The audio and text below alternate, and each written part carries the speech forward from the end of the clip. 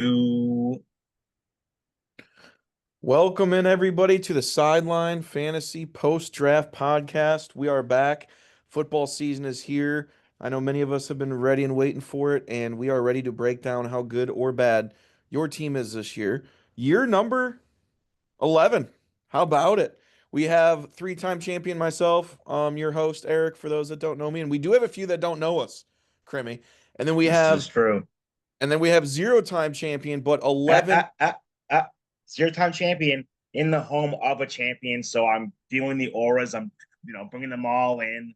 Hey, there you go. You're This rubbing might be up on my the the year. couch of the Yeah, champion that of is the no longer here. champion. So he left the legacy to me. I got to carry it on, and we'll see if that fucking works out for me. So there we go, Crimmy. Yeah. So for those that don't know, Trey Charles, our former champion, and he actually is a two-time champion somehow, and I think most people would agree with the somehow. But he does have two, and he left the league. Crim right here is his brother, Jordan Charles, and you're rubbing up on his couch literally to maybe grab some aura from him, is what you were saying. Yeah, You are in his apartment. I'm in his home, his farmhouse. I should have probably just not drafted myself and taken the Charles approach of auto drafting and winning a Yeah. championship.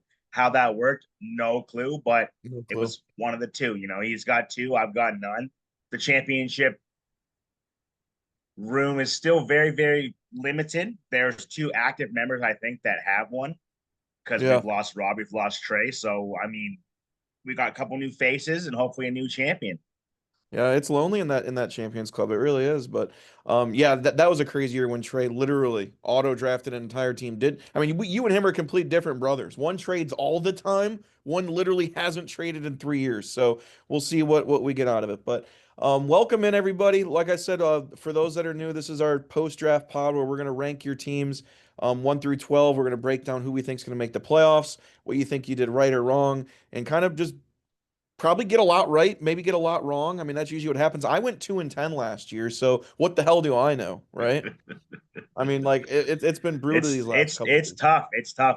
Looking at it on paper, easy. We can do that. The season playing out, much more at stake, much more variables. I mean, it'll change week to week, and that's Sure. the lay of the land of fantasy football.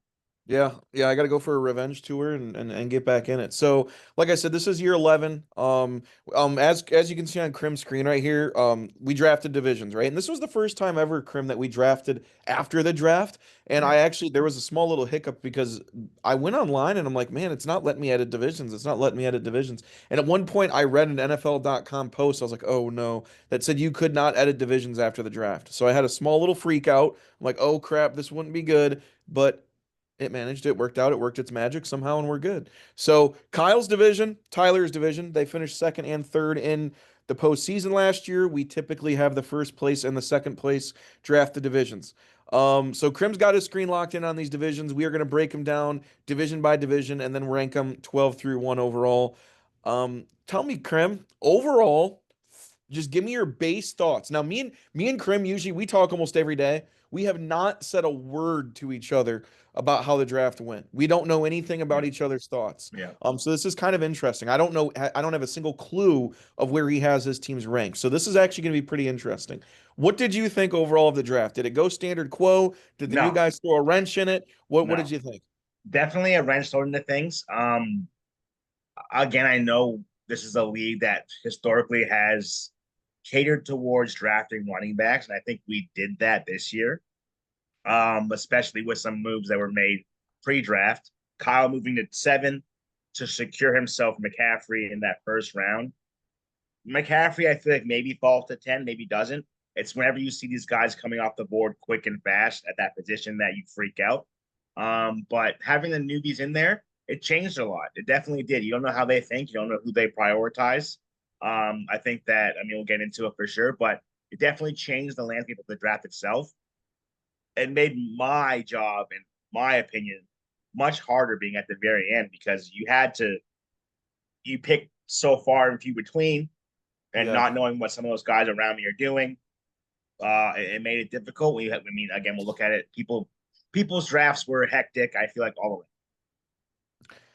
Yeah, I mean, and like you said, it kind of went a little standard quote with the running backs going because it did feel like at some point in the draft, multiple points in the draft, I was like, wow, these running backs are gone and there's still like recognizable named receivers left. I mean, Hmm. it was going pretty quick. So in terms of that, I mean, that was pretty standard. But you're right that you never know how people are going to draft. You never know how it's going to shake up. I mean, if Neighbors would have fell one more spot to me, I would have taken him.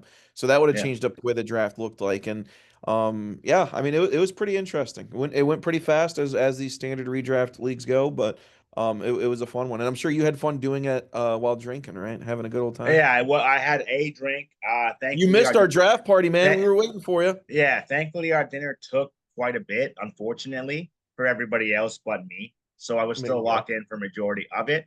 But yeah, kind of reacting on the fly. It was difficult for me. I mean, we'll get into it again, but it wasn't the worst draft in the world. It wasn't the greatest draft in the world. I prefer not to do that ever again in my life. But hey, Sure. your buddy's only Hey, getting married once, and you only have a bachelor party once. You would hope in your life, so I couldn't you got to really do what you miss got to it. do, right? And this is a very busy weekend. It seems like a lot of drafts have been this weekend, the Labor Day weekend, and all that kind of stuff. So, a lot of drafts getting down. I know this was my last draft I had on the year. I'm only in the three. So, but yes. So this is how it lays out, guys. Two divisions. Okay, three teams from each division will make the playoffs. That's how it works. That's how we've been doing it pretty much since year one. So you have to be one of those top three teams. That's why we find the division draft fun. The first 5 weeks of the year are all division games. And then and then you play the whole other division, which is 6 games, which leaves you three more, and then you play your first three opponents again for a second time. So you play everyone in your division twice except for two teams. So tiebreakers are big, division games are huge. That's why the divisions we have are important.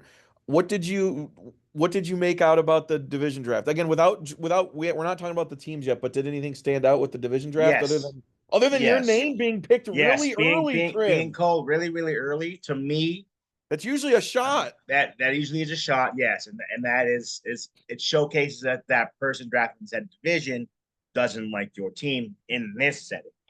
They usually base it off of the drafter and not the draft itself. This year was much different, so Yeah. it kind of showcases where those people stand in regards to how they look at your team, but made it interesting. I was pretty shocked that I was picked pretty early. Not that Dave was, because that's kind of a normal thing, but usually it falls down to a couple people. I'm not surprised Dana was kind of left to the end because for whatever reason, people are afraid of Dana despite him not having the most success in this league. Yeah. But he apparently always drafts well, and I mean we'll get into it ourselves, but it just showcases where you stand in the mind of two people in the league. From there, it's kind of a crapshoot, but yeah, interesting enough that I was picked early, and that was shocking. Yeah. I like doing the draft afterwards. It's kind of fun. It adds a little wrinkle to it. Not that it's necessary, but like I said, it is pretty fun. But yes, division games are huge, as we say every year. Three teams from each division will make it. So, we don't want to spend too much time on this. Let's dive into it. Let's start diving into what we thought of the teams as we head into year 11. So far, you know me, I like my records. I keep my record books. I got it right next to me right now. The champion history. Okay, I'm going to go by year. 2015 was Eric, 16 was Rob, 17 was Rob, 18 Eric, 19 Eric. So I won three out of the first five. And then the last 5 years have been Peter, Jay, Trey, Peter, Trey. And we do not have Trey in the league anymore. We do not have Rob in the league anymore. So again, that and Jay. So I mean that the Champions Club has really lightened up a lot the Yep. last couple of years. So Yep. we'll see what happens there. Someone's got to take up that mantle. Someone's got to get going. So here's how we're going to start it. I'm not going to say we're starting with Kyle's division. I'm not saying we're starting with Tyler's division. I want you. Let's start off. Let's start off with a bang right now. We're going to start off with what team you have ranked number 12, and we will start with that division. All So right. let's start with some fireworks We'll start with and some let's just say, you know fireworks. what? We're starting the barometer low. This is the worst team in the league. What were you thinking? All And we're right. starting with Well, that division. if that's the case, we're looking at Kyle's division. So we'll leave ourselves out of it for a little bit. Okay. Um, and for me, we're looking at one of the newbies. Oh, no. We're looking at Buddy, the only newbie on that side. So Buddy to me Okay. was team number 12. Unfortunately, But Let's that's take a just look how at it it. begins. It's how it begins. It never stays this way. So it's just how it Well, begins. tell me. Okay, newbie's in the league. He's getting welcomed into this pod. He's listening to it probably, and he's thinking, "Oh wow, that's a shitty way to start." So you have him at 12. Okay, that I doesn't mean have I met. do yet. We'll No, find out in a second. But yeah. tell me why you don't like his team, and I'll tell you what I think. Get break it down for me. I just don't love what he's relying on in regards to the Lions offense. I know that it's Jordan's brother. I'm assuming he's a Lions fan. You know, you want your team to do well, and I get that. I understand that. But that stack to me is unfortunate. And then you kind of bring Goff into the mix. You're relying on one team, and we've seen how that works out with Dave and his Chargers sometimes not very well.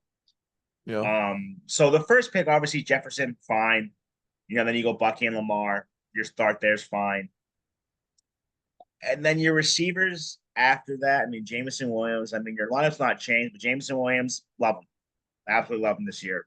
Not a fan Yeah. of Laporta, not a fan of Dobbins with that rookie there, although I'm sure he'll play. I'm not the biggest Swift guy in regards to being your RB2. Shakir, fine flex, good offense. But your bench doesn't leave much to be desired when it comes to replacing some of these people. A Dobbins, are you replacing him with a Mondre? He's in a committee. Replacing him with a Bateman, he's very boomer bust. He's going to give you 15 or nothing. Marquise Brown, in a good offense, very boomer bust himself. Donnell Mooney, I think, could be solid for you.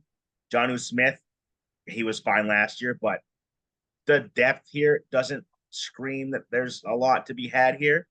And if you're relying on guys like a Dobbins, like a Swift, to be those, staples in your offense that aren't Justin Jefferson or Lamar Jackson or Bucky, then it's going to be a lot of bad weeks for those people, I think, and that's going to cost you quite a few games.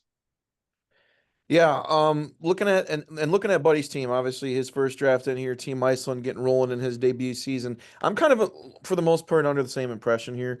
JJ, I mean this is obvious to say, but JJ and Lamar have to carry. I mean, if you're going to take a quarterback that early, Lamar's got to be Lamar, JJ's got to be JJ, and even though Justin Jefferson has been amazing, you just always wonder how he's going to be with a new quarterback. He's also banged up a little bit. Addison's suspended. Again, not that that has affected him necessarily in the past, but they have to do well because there's not a whole lot behind it. I'm right there with you. JMO Williams, huge on him. But you also know me, and I'm not big on the stacks when they're both pass catchers. And Laporte and Williams, and then you got Amon Ra. There's a lot to feed in that offense. So to have two of them on the same team can be tough. DeAndre Swift is kind of boomer bust for me. Dobbins and Shakir are just kind of okay flexes. I don't really know the situation in Denver, and Dobbins has been made of glass. I will say this. The bench doesn't really have any like sleepers. Ooh, they could be great, but he at least has a lot of guys on the bench that are serviceable. I do think Goff could be top 12 quarterback. Stevenson could be a touchdown hog. Obviously, we think his job is taken by Henderson for the most part. Bateman, Brown, home run threats. Mooney had a really good year last year. I was about to draft Mooney, but he got drafted, and then Jonnu Smith, I believe, was a top five tight end. So I do Yeah. like the depth on the bench. I do think it actually has some of the best depth, but you also do want to have a couple people on the bench that could be like the next level. And I don't know if he's got any of those guys quite yet. Maybe a Marquise Brown because he's got to find someone to throw the ball over there too in Kansas City. But overall, I'm right there with you. I'm not a huge fan of this team. I don't think it's great. It obviously superstar heavy with JJ and Lamar, but yeah, I don't have it 12, but I do have it 11. All right. So Interesting. me and you are under the same breath here that this is not a very good team. At least from what we think. And could be very, very wrong. Yeah. Like I Yeah. said, I mean, We've been I wrong went 2-10 before. last year. We could be very Been wrong. I'm wrong not trying before. to say, buddy, welcome to the league, but buddy, hey, welcome to the big show, man. This is big dog show, and we got you ranked pretty low right here. So we got to see if you can bounce back and see what happens. But you got him at 12. I have them at 11. At the end of the show, we will break down where we have the top three division teams from each side and who we have making the playoffs. But for now, we're just going to kind of go down through division. So, Team Iceland is first. We're going to start now with Kyle's division. Let's go to Fear the Herbinators team now. And we will talk about where we have with him, Dave's team. And let me just break down his record in the league. Buddy, obviously 0-0 first year team. Dave is an OG member. He has been in the league. This is going to be his 11th year out of 11. He has made the playoffs 6 times in 10 years, 60% chance. That's pretty good. He actually has the most regular season wins in sideline history, 76 wins and 60 losses. But in those 6 playoff appearances, he only has 2 playoff wins and obviously never won. So he has 6 playoff losses. That is David Long's sideline history. Pretty decent. Again, a pretty good playoff percentage. Does this team have what it takes to make the playoffs? Do you like it? Break it down for me, Crimmy. Dave is going to be surprised. Dave will listen to the show. Dave will think, Crim has like my team. I like Dave's team quite a bit, actually. Okay. And I'll tell you what. I think that starting off the draft with Neighbors, talking to him before the draft, he had a few guys he liked. He wanted Henry. He didn't mind Janty. He said if Neighbors is there, he'll take him. So I knew in my mind it helped me out because Nico Collins is Dave's guy. That's the dude he ran with last year. He likes Nico. He's in a good spot. But Neighbors being there at 10, you can't pass up on it. Like you said, if he fell again, you're taking him either way. So starting off with Neighbors, I liked that a lot. And then following up with A Chain because again, you didn't like him. I didn't like him. I don't love A Chain at all. Yeah. But as your RB1 with Neighbors, perfectly fine. You've got a good receiver and a running back that can be a top 5 guy. I don't think he will, but he can be. Brees Hall, don't love Brees this year, but I do think that that team is more run heavy in a sense, so it helps his case for sure. And then going into his other pass catchers, Ridley, not sexy, but serviceable. Cam Ward, first year guy, that's your wide receiver 1. That's the guy you'll trust the most. They don't have a good tight end.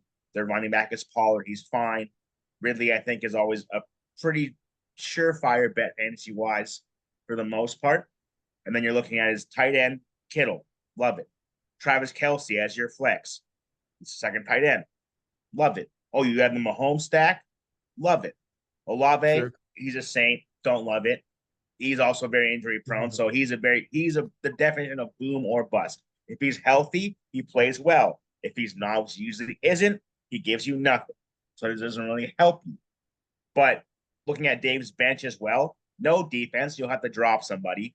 But Herbert, it's fine. He's on your team. Najee Harris, if Hampton struggles or they're going to give Najee some sort of tick. He'll Maybe get in some that goal line offense. pick too. Yeah, something, right? So he can be serviceable. We've seen Mike Tolbert, for crying out loud, carry teams in fantasy football. Why can't Najee Harris do the same thing? Joe Mixon, I don't think he plays this year. That's my kind Gut of feeling thought on that. Yeah. process. But if he does and he comes back, cool. You have a running back 1 from last year on your bench, just sitting in the wings. You don't even really need him. Trey Harris is somebody that Dave loves. He's a Charger. He has upside. Ayuk, I liked that pick a lot. I was eyeing him down, and Dave took him from me, so I didn't really get a chance to go after him. And then Christian Kirk is whatever. I mean, if that's your worst guy on your bench, in my mind, you've got a pretty solid bench. So I love Dave's starting lineup. His bench has quite a bit of upside, although I mean you're waiting on a couple of these guys with Mixon and Ayuk to come around just because they're hurt. But if they come back and they're anything like themselves in the past, you have options. So I like what he has here. I think he did a very good job drafting. Yeah, Dave's team was kind of tough for me to think of because honestly, I looked at his team up and down, and there's I don't think there's a big weakness anywhere. Like really, when I look up and down his lineup, Mahomes at quarterback, okay, obviously can't go wrong there. Brees Hall, A Chain, could be 2,000 yard backs. Ridley and Neighbors, both number ones, could be 1,000 yard receivers. Kittle's a top 5 fantasy tight end.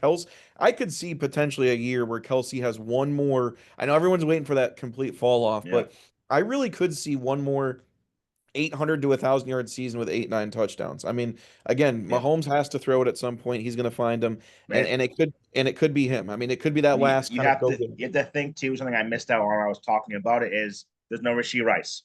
You don't have Right. Rice. You have Yep. Worthy. You have Hollywood is questionable right now. Your And go-to guy Kelsey. can be Kelsey those first 6 games. Yeah, and who's to say they don't run the ball a lot? But again, at some point down in the red zone, he's going to hit someone. So I Yeah. don't think it's impossible to have Kelsey have 10 touchdowns and 700 to 800 yards this year by any means. So I don't hate the double tight ends there. And Olave, again, we're talking another wide receiver one. Whether you who knows about the quarterback situation there, and I think that's why some people are a little scared of that. But there isn't a weakness to me in the actual lineup. Now the bench. I do think leaves a little to be desired. We do not have an IR spot in this league, being a true redraft league. So Mixon on there, we'll see. Ayuk obviously will be able to start playing soon, but he missed pretty much all of last year. Don't love the bench. I think it's okay, but there's not a lot of fireworks there. But again, I don't think there's a weakness in the offense, but I also don't think there's like a guy that's going to go absolutely next level either, if that makes sense. Like Yeah. Malik Neighbors was amazing last year. It's not like he's going to go for 2 grand. If Malik Neighbors does what he did last year, you're happy with it.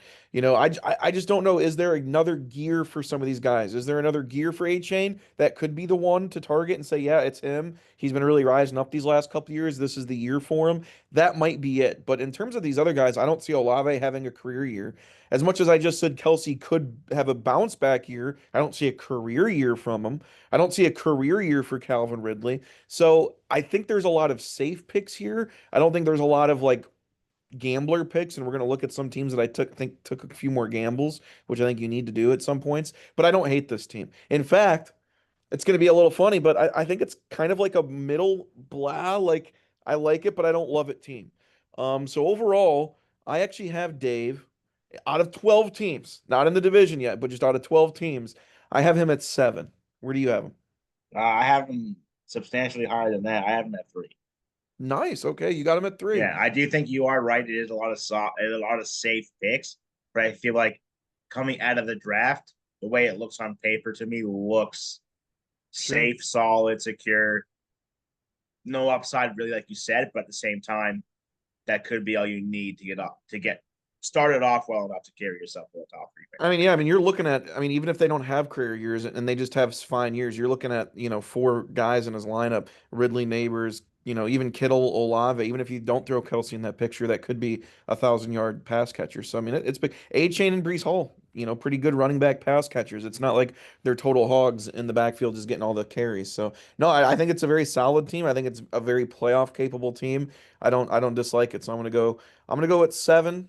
You got him at 3. All right. I like it. Now, is there any pick before we move on to the next team that you like? Is there any player? Give me one player that you like a really lot this year on Dave's team. I'll try to remember On to do that for each on for each Dave's team. team, I Yeah. mean, for me, it would be Kelsey.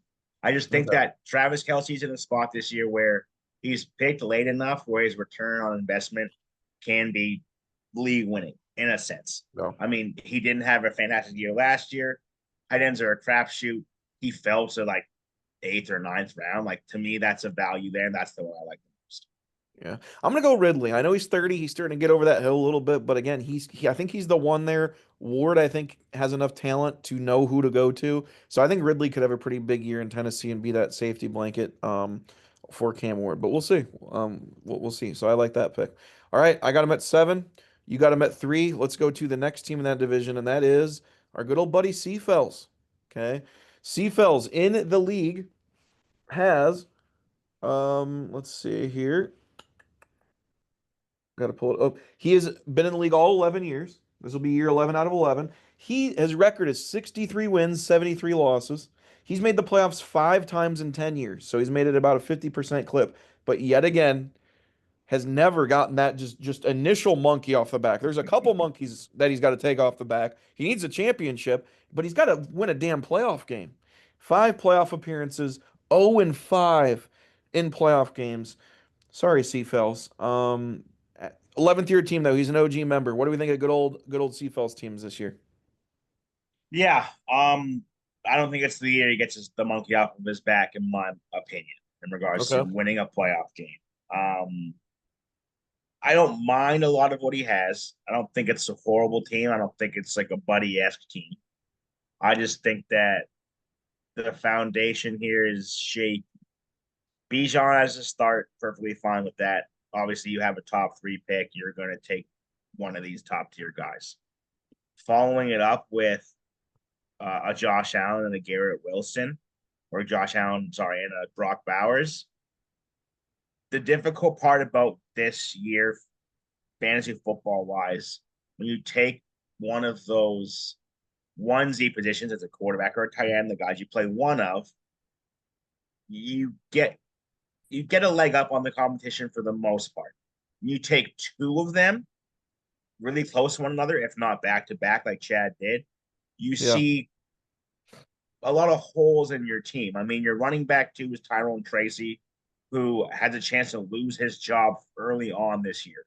If he loses his job to Scatabo or concede touches or whatever the case may be, Chad has to rely on Nick Chubb to either keep him afloat or Roshan Johnson or Rashad White.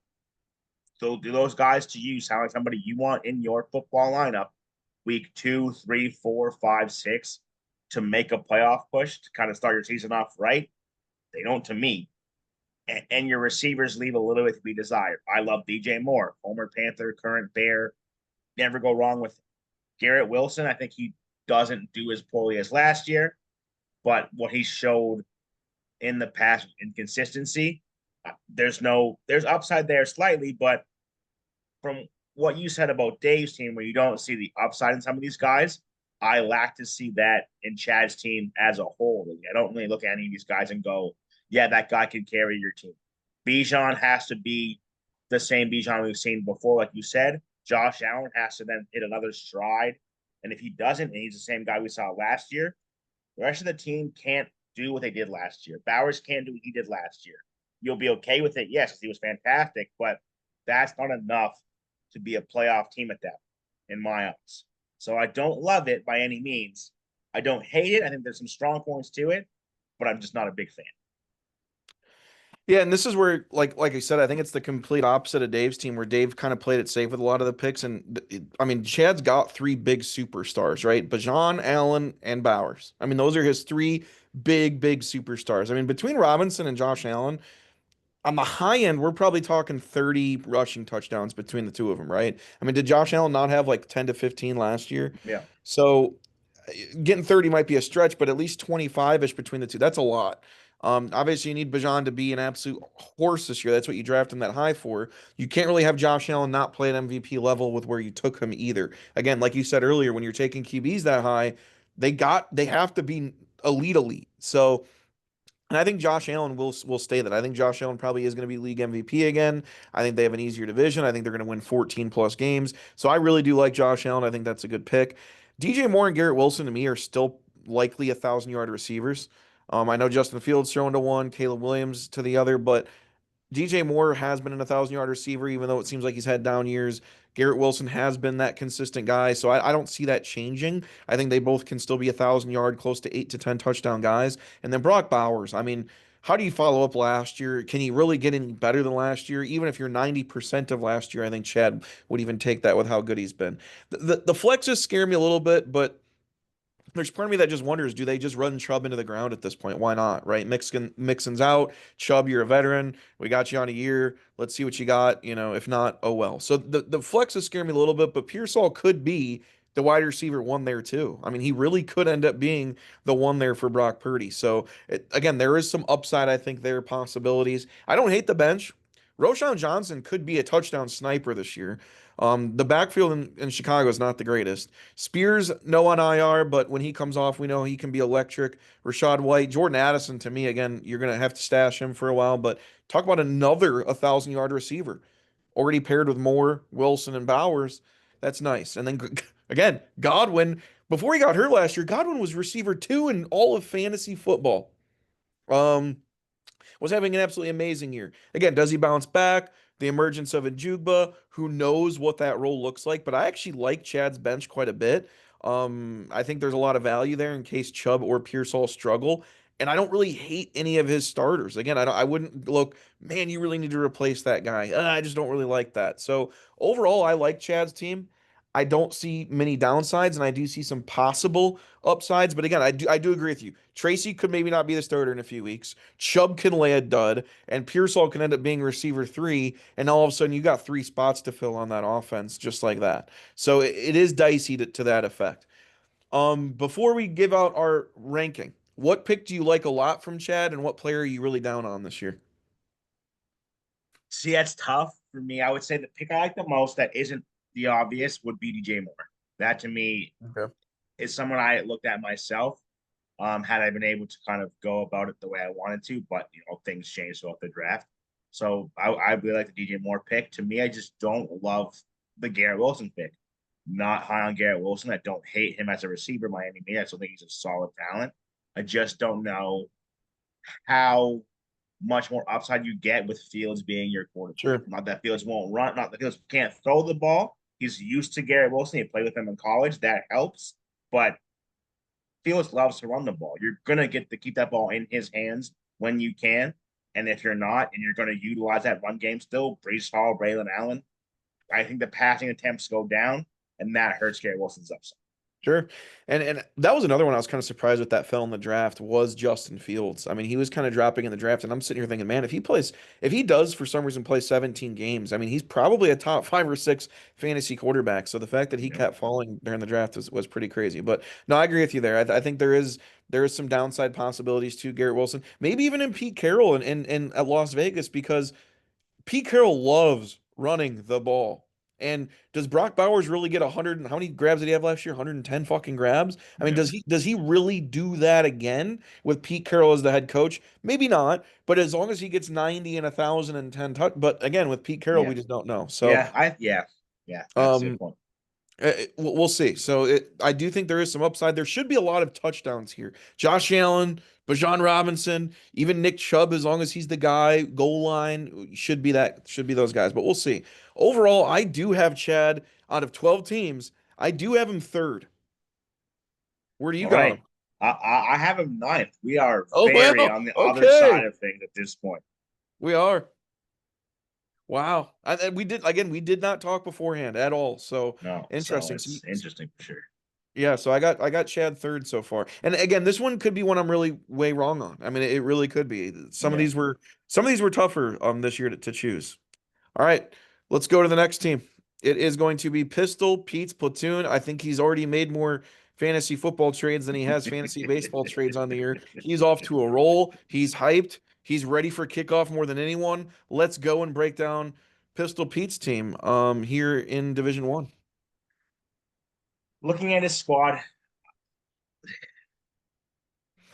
I don't hate it. I just am looking at who you're relying on right now. And going into week one, I don't love it either. James Cook, Kyron Williams, very strong running back group. Jamar Chase being your wide receiver one, very strong, first round pick there. And you have the Burrow stack, so that's helpful. But you had to make a trade to get that Burrow stack, and I think that you lost some of your upside in that deal to kind of solidify yourself, or so Peter thought. I don't love DK. I don't hate DK. I think to me he's kind of still a middling receiver. Is he going to really have a better year with Rodgers than anybody else? Probably not. I mean, we haven't seen the best of Rodgers the last couple of years, and if Rodgers struggles, or knock on wood, gets hurt again, I hopefully not. But your quarterback's now Mason Rudolph. Your options were very limited going into the season. So if anything were to go awry, I have cause for concern. I mean, you have upside in Tyler Warren. We don't know what he's capable of, really. Same with Travis Hunter. I don't know how they utilize him in Jacksonville. I'm assuming at this point they're looking at him more as a receiver than a cornerback. Um, but Brian Thomas, his emergence last year, you're not going to have Hunter just suddenly get, you know, a good chunk of targets taken away from Brian Thomas to just give to Travis Hunter. So to me, I think he gets more than someone like Christian Kirk would have, but not to the point where I myself wanted to draft in the fantasy. I figured, And he fell a bit too. He was ranked higher than and again, I didn't have any ranking yeah, sheets or any of this in front of me, but yeah, just off NFL.com's rankings, he was ranked higher and he fell a yeah. little bit. So So, and you can kind of look at Peter after his trade, kind of show you where his team is just based off what he did. You have Elijah Mitchell, who you're just hoping for a Pacheco and Kareem Hunt, and for me and you to get hurt once you get signed there, for him to get any sort of pick there, right? So, I mean, he could be okay if the things work out in his way, but you need two injuries, if one injury for sure, to have him be any sort of fantasy relevant. Kyle Moganagi, I don't know much about him. You kind of probably have a better finger on your pulse there with him than I do. But with Swift, Roshan, I don't. Three running backs in a room, it's unlikely that all three get meaningful play Yeah. time. So that's pretty tough there. Josh Downs, love him, UNC product. I think he has upside for sure. But again, at that point, if you're putting him out there every week with Tyler Warren, one of those two guys is likely to fail that week while the other one still thrives. It's tough that you get that balance there, but that's not really a big pain point for me. Jaden Reed, he has upside. Tesla, the upside there for sure, but again, he's not going to be in the top 5 or 6 target getters there either. So I think that it's a strong foundation in a sense with Burrow, with Chase, with the running backs. But looking at those players there, like, yeah, they're going to give you those baseline points. You don't really have anybody in my mind that pushes you over the top or over the edge when it comes to outside of your first 4 guys. Yeah. Yep. And Peter is going to be entering. I'm going to break down his sideline stats. He's entering his ninth year in the league out of year 11. He is 53 and 55. So 53 wins, 55 losses. He's made the playoffs 4 times in 8 years, so 50% clip. And he is 7-2 in the postseason because he is a 2-time champion. So he knows what it takes to get there. He knows what a championship team looks like. Overall, this is what I'll say about his team.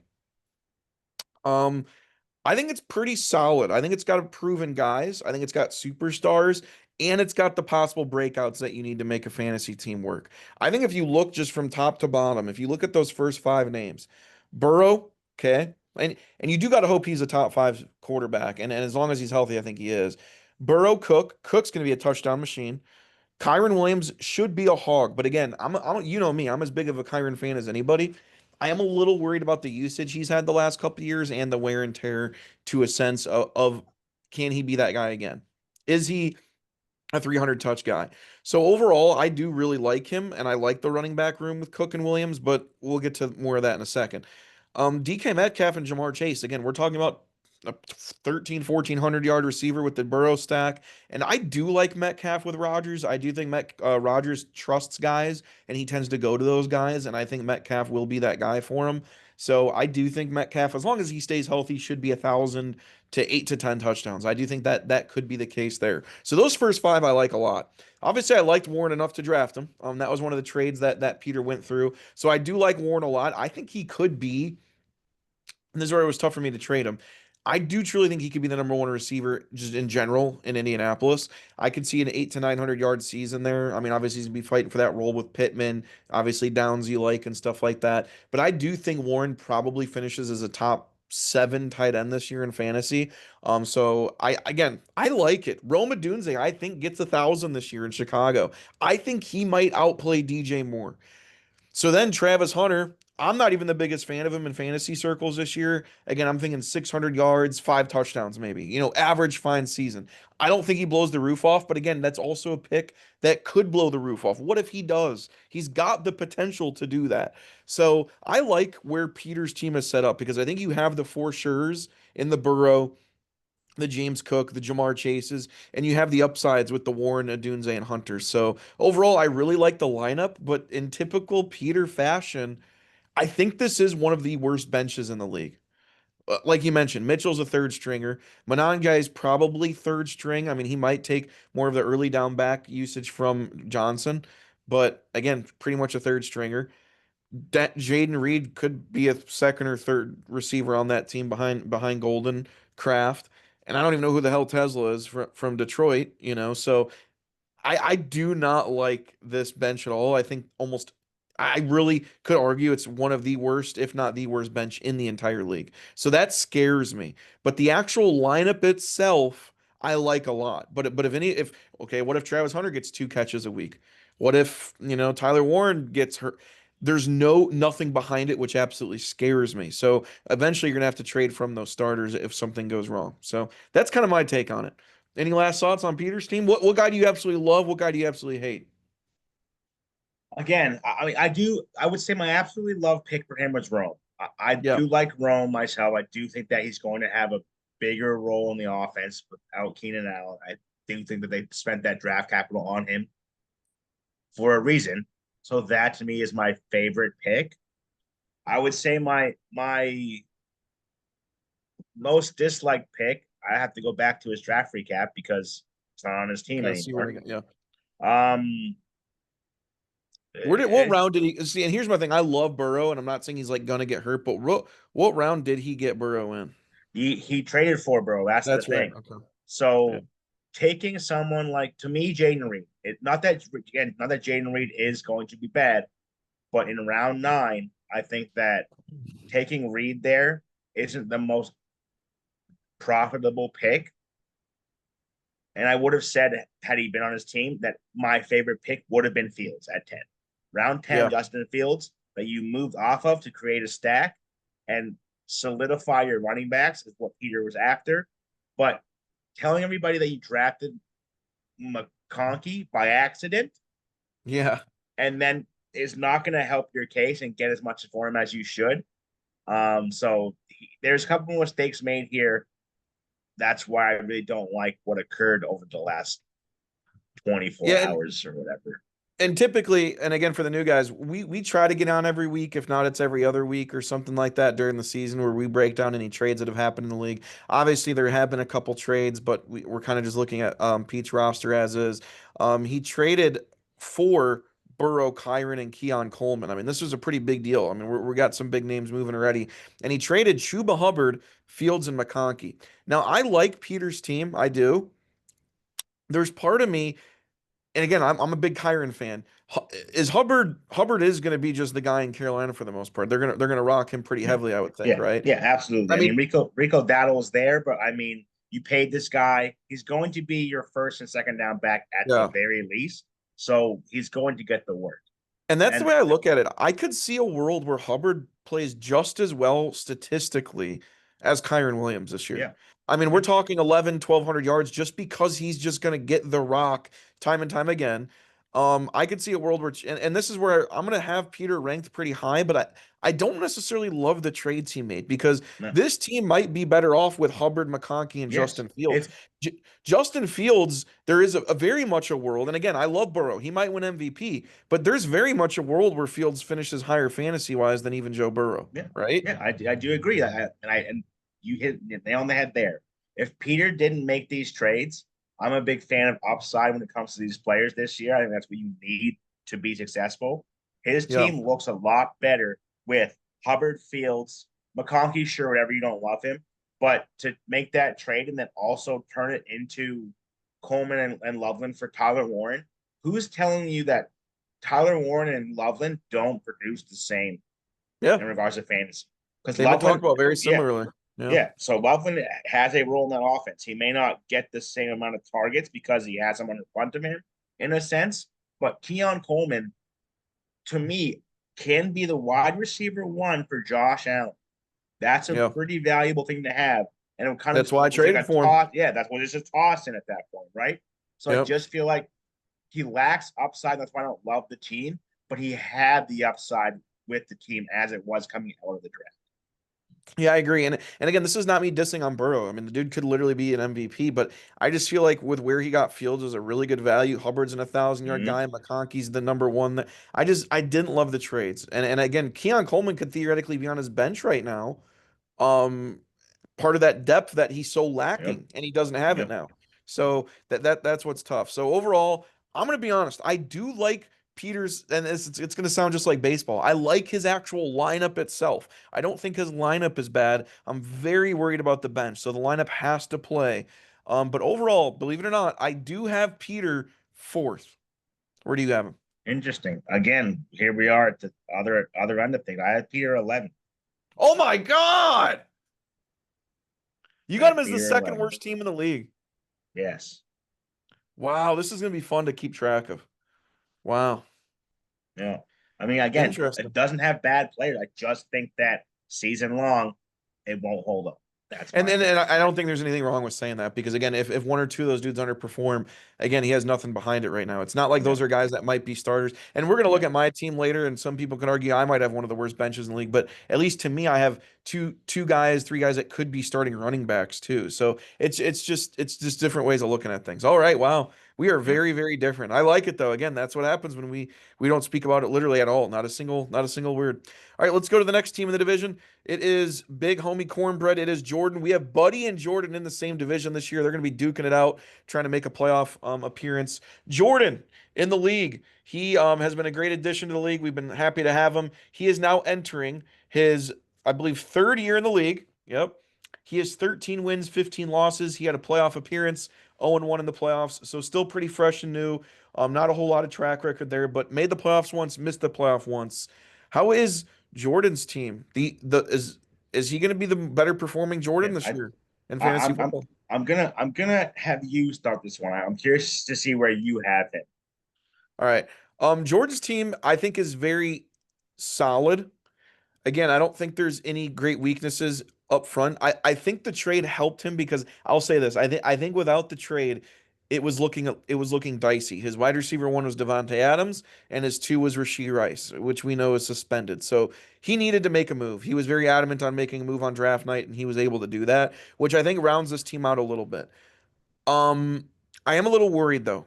I'm a big Kenneth Walker lover. I love him a lot. But again, Charbonnet, I do think takes a little bit more of that role. Kenneth Walker has a little bit of an injury history. Jalen Warren, is he the true guy there? I don't know. Pittsburgh runs it a lot, but we'll see. And Joku's getting older. Devontae Adams is getting older. Who knows what the quarterback situation is in LA with Stafford's back and such like that. I'm not really of the believer that Devontae Adams is a 12, 1,300 yard receiver anymore. I think he would be very stoked if he got 1,000. Now, as much as I just hyped up Lad McConkey, LA also doesn't throw the ball a ton either in a hardball offense. So to have two guys, I could see a world where neither guy hits 1,000 yards. I'm not saying they will, but I could see a world where neither guy hits 1,000 yards. But I really do love the three up front: Fields, Hubbard, and Gibbs. We're talking three guys that could also all three hit 1,000 yards rushing. But Gibbs has never totally taken on that full brunt of the load. But again, that doesn't stop him from being a top five pick. I love Gibbs. He's an absolute animal.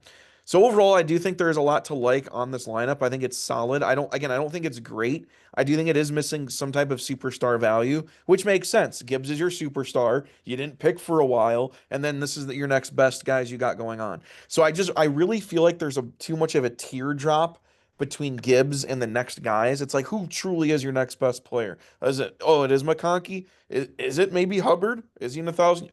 I don't know.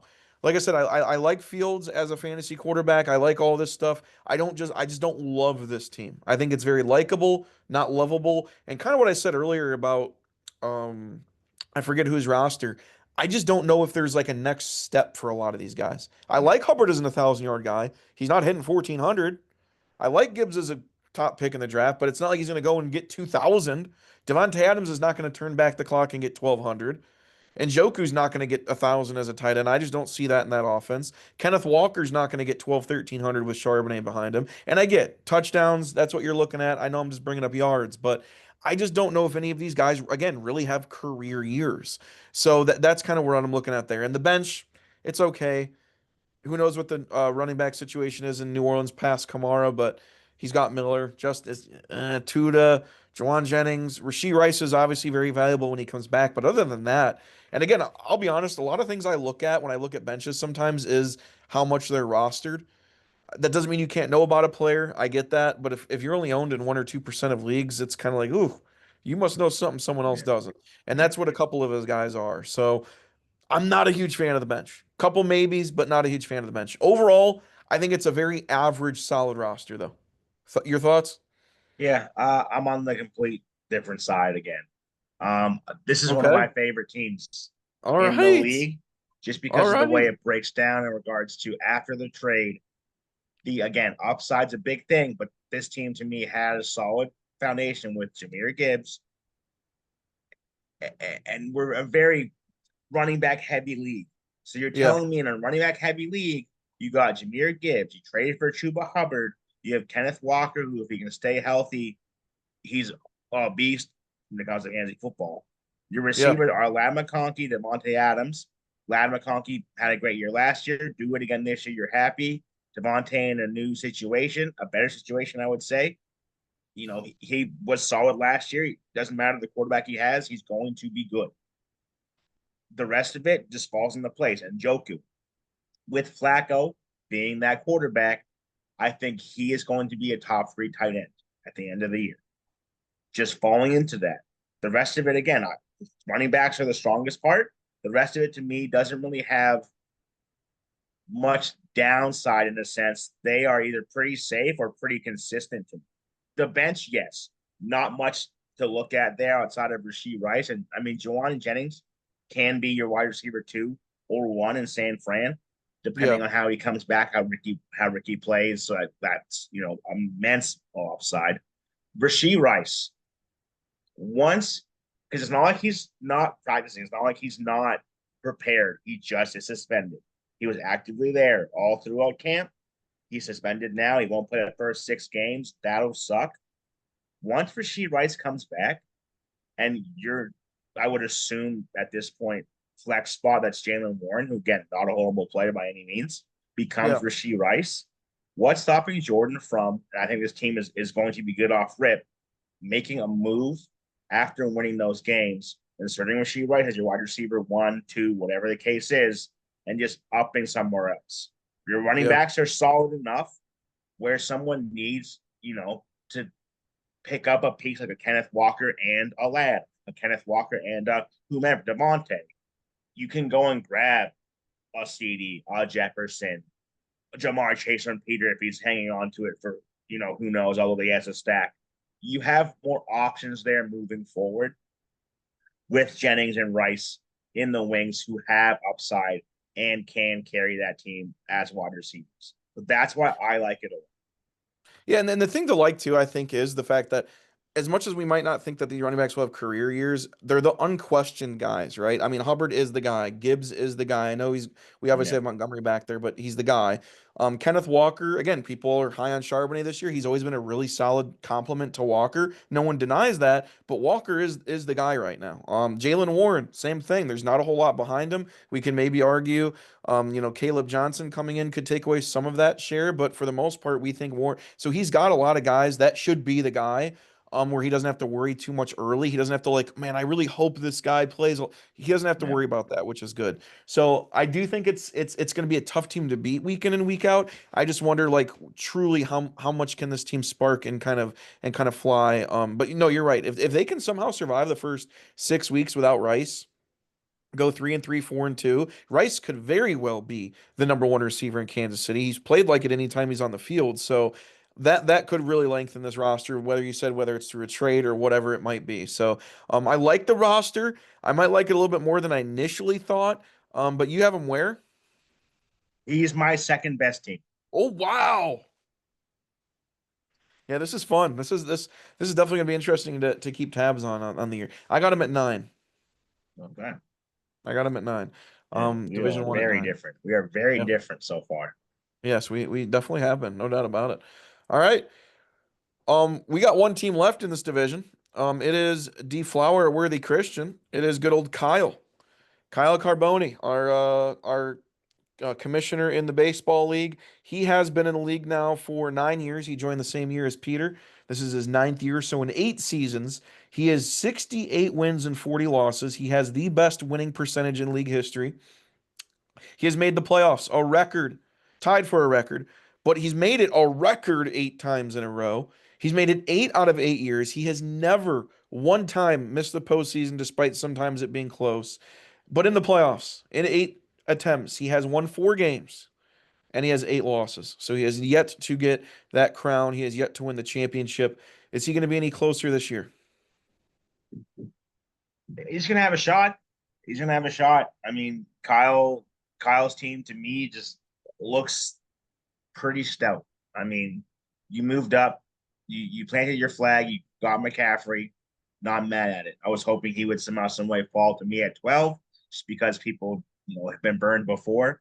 But Kyle is somebody who doesn't care at that point. He's like, give me McCaffrey again. I'll ride it out with this man. Perfectly okay with that.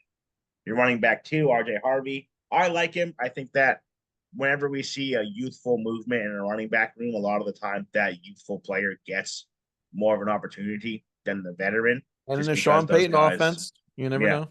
So I mean, we'll see with that. I like RJ Harvey myself. Smith and Jigba, solid receiver, number one. Brian Thomas, solid receiver, number one. Tucker Craft, top fivers tight end at the end of the year, I would say. He's somebody I wanted on my team. Didn't, unable to grab him there. You've got a good tight end or quarterback in Jalen Hurts, if not one of the best, top three for sure. I would say. Um, Going into the season, you have Jaden, you have him, you have Joe Burrow, kind of all in the same tier there. There's a little bit to be desired in the flex. Javonte Williams, you're taking a shot and hoping that he, hold on to that job. I don't see why he wouldn't. To me, he reminds me of a kind of Ezekiel Elliott type of player. So that's been successful in the past, but also you have other options there. So who knows what happens? Jordan Mason, he's been the biggest talk of the town when it comes to fantasy football just because of what he did in San Fran. And going into Minnesota, people figure that Aaron Jones is kind of going to be by the wayside.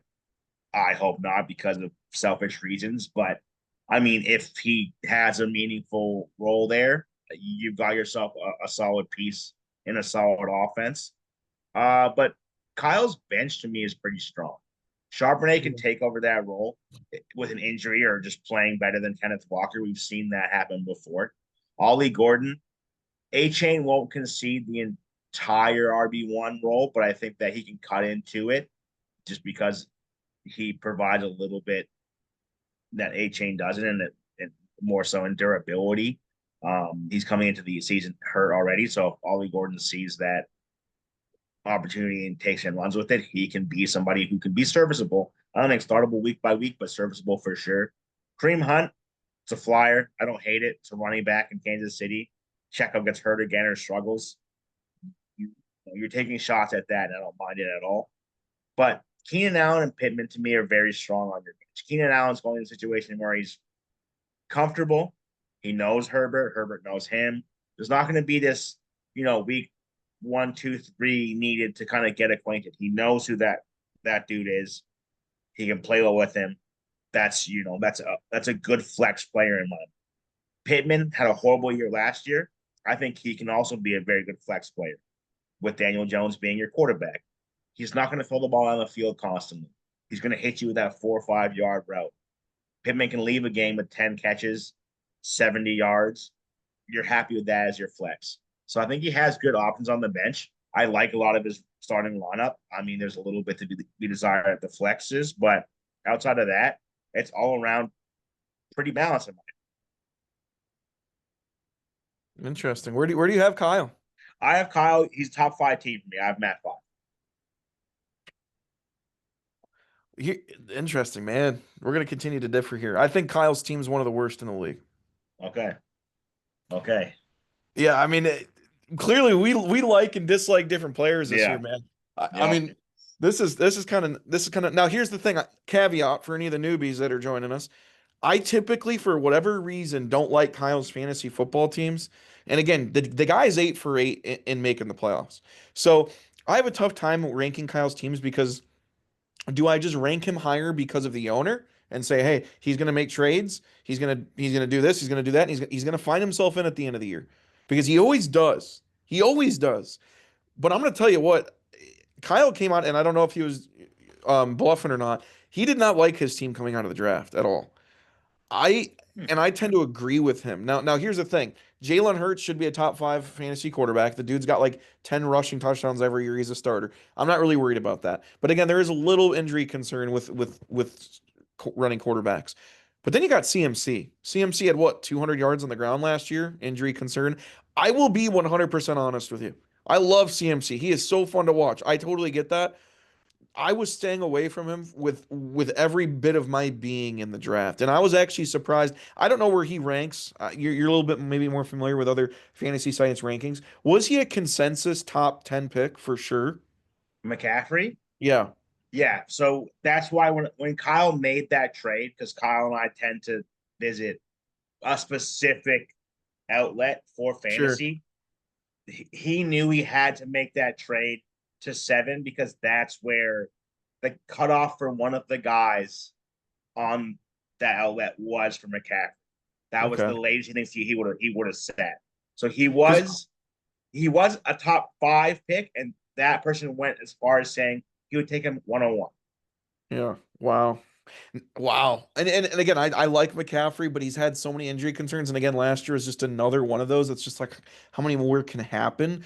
But my thing is like I'm gonna be 100% honest, and maybe this is just absolutely crazy. I would have taken GNT over him. I would have taken Henry over him. Maybe would have halted at Brown. I think that's around the edge where I would have maybe taken CMC over Chase Brown. But I don't think he was a consensus top pick. I didn't love that pick, believe it or not. But again, we'll see what happens. He's got the potential of being a 1-1 guy. We know this. But just breaking down the rest of the team. Clearly me and you think differently. RJ Harvey might be the starter out there in Denver, might not. J.K. Dobbins right now, I think, is listed 1 on the depth chart. We know Dobbins is made of glass, but we also know when Dobbins is on the field, he's been pretty damn good. So I don't know. I mean, you're maybe an RB2 to start. Javonte Williams has been bad the last couple years in Denver. He doesn't even average three. I think I just looked the last couple years, 3.6 and 3.7 yards a carry. It's not been good. Dallas is going to be down a lot in ball games. They're going to be chucking the ball a lot. I don't love anybody in their running back room, but Javonte Williams, I don't think gets anywhere near 1,000 yards this year. And I do have the backup, Jadon Blue, which I think could be more of that pass catching back. I could see Jadon Blue outpointing Javonte Williams this year. Jordan Mason, decent year in San Fran when he took over last year. Aaron Jones is still there. They just paid him last year. He did pretty good for Minnesota last year, and it was kind of a touchdown hog. What role does Jordan Mason play? So automatically, 3 out of his 4 starters, which are running backs, to me are in semi committees, almost 50-50 splits, if not more. That's not good. And again, Kyle Shanahan's smart enough where he's not going to give CMC 25 touches a game either. Those days are long gone. If they got a game in hand or if they're down for whatever reason, he's not just going to keep pounding the rock and throwing the ball to CMC. So I instantly have huge red flags looking at this running back room. Now, granted, again, I could be way wrong. I'm almost always way wrong on Kyle's teams. He might know something I don't. All these guys might spark and go. This could end up being one of the best fantasy teams in the league because of that. So let me get to the things I do like. The pass catchers. Smith and Jigba, I love a lot this year. He's one of my favorite receivers in the league. Brian Thomas Jr., I don't think you can go wrong. I think he fell in this draft kind of more than he should have. And I think I really, really like that pick. So I think a 3 of McCaffrey and Jigba and Thomas sounds really, really solid. But man, do those running backs scare me a lot. I do agree with you. I think this is one of the best benches. I think you could argue it is maybe the best bench in the league. Charbonnet, again, is right there waiting in the wings with Walker. I even think on some weeks he's startable with a healthy Walker. I think he just gets some tick plays, could get in the end zone. Ali Gordon in Miami, Kareem Hunt in Kansas City, Keenan, that's fine in LA. Pittman, again, arguably still the number 1 in Indy, and Darren Waller. So I do like this bench. A lot of veterans. Again, maybe not a guy that can pop off unless Walker gets hurt for Charbonnet, but I do think this is one of the better benches. But again, having like 3 running backs, Harvey, Williams, and Mason, that might not even be the starters right now, and if they are, it's very iffy. That just scares me too much. It's way too many question marks. Yeah, I mean, that's fair. It's fair. I mean, we look at it very differently as we have the entire time. So Yeah, I'm curious to see what you have, Kyle. yeah. I have Kyle. I have Kyle 10. Okay, Where do you okay. got him? I have him 5. So we're Okay, 5 that's right. You spots off said of that. Kyle. Yeah, 5 spots off Kyle We have been we have so been mostly 4 or 5 off on almost every single team yeah, thus far. So yeah, let's actually break down Division One. We are now officially done with it. I'm not going to break them down 1 through 6. I'm just going to break them down where I have them in the 12, and at the end of the show, yep. we'll obviously break down the top 3. I have in Division Two or in Division One, I have Buddy at 11, Kyle at 10, I have Jordan at 9. So 11, 10, 9. We're talking, guys. 3 out of the 4 worst teams in the league, I think, are in this division, which isn't good. So Buddy at 11, Kyle at 10, Jordan at 9, Dave at 7, Peter at 4, Chad at 3. So based on this, I would have Chad, Peter, and Dave as my 3 playoff teams. Okay. Right now, for me, I have Buddy at 12, Peter at 11, Chad at 9, Kyle at 5, Jordan at or Dave at 3, and Jordan at 2. So I have 3 of these You guys also in top have 5 three of the already. four worst teams in this division, and they're not the same. That's No, crazy. no. That's crazy. Wow. So it's definitely very interesting. Yeah, Um, it and is. from where you stand, you think our division is much stronger. So we can move on to that. But I Yeah, think we should go from bottom to top. It's you and I at the top. We can save sure. ourselves for last. So let's start with another newbie in Drake, Pantry Raid, aka the cousin who Dana does not want to. We'll leave it at that. Yeah, this team, Krim, I'm gonna be honest with you. Welcome to the league, guys, because I got Buddy at 11. I'm gonna be honest with you, Drake to me is 12. Um, And that's Okay. Okay. yeah, Drake to me is 12. I think Drake is the worst team in the league. Um, I'll tell you why. And again, a lot of it depends on certain things. I get that, but oh man, Saquon Barkley, obviously top pick. You gotta love that. Here's my thing with Saquon Barkley. He's he's got all the opportunity in the world. The odds of him doing what he did last year are just not there. I mean, if he has 1,212, that's still an amazing season. That's nowhere near what he did last year. And I think people kind of know that because he wasn't the number one pick. Totally, we get that. But the rest of this team, again, is just huge question marks for me. Drake London should be an 1,000 yard guy. Granted, I don't know if I could quite trust him. I don't know why. I just feel that way of being like that true number one. Yes, you can count him on a receiver, but I mean, the stats are there. He is.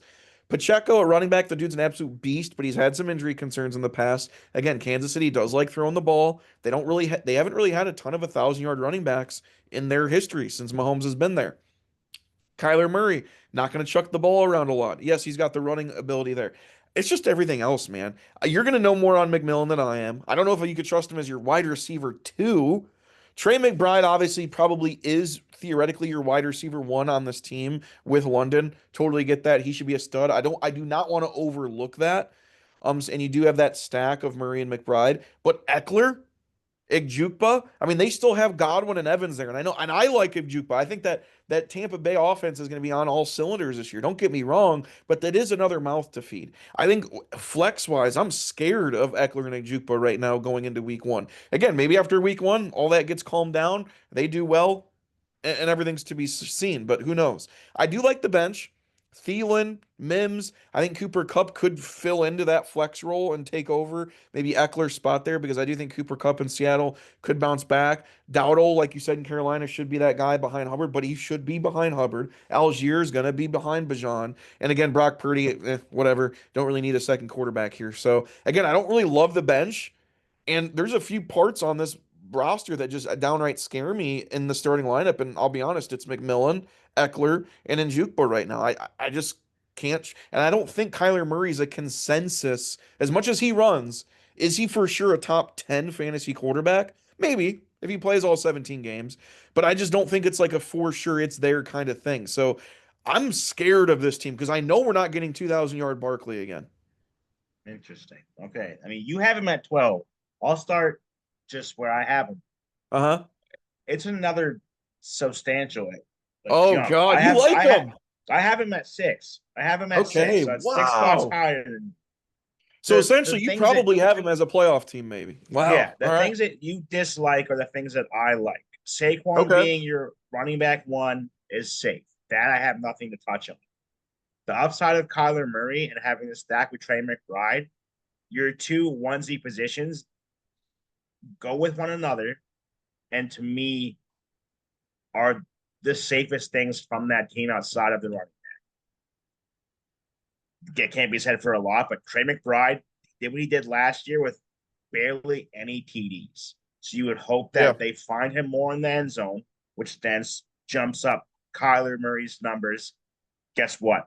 On his team. So those are going to work in tandem for sure. Drake London, hate the Falcons. Drake London as a fantasy player, as a wide receiver one, you can't get it's tough to get any better of a player outside of Justin Jefferson, CD, Jamar Chase.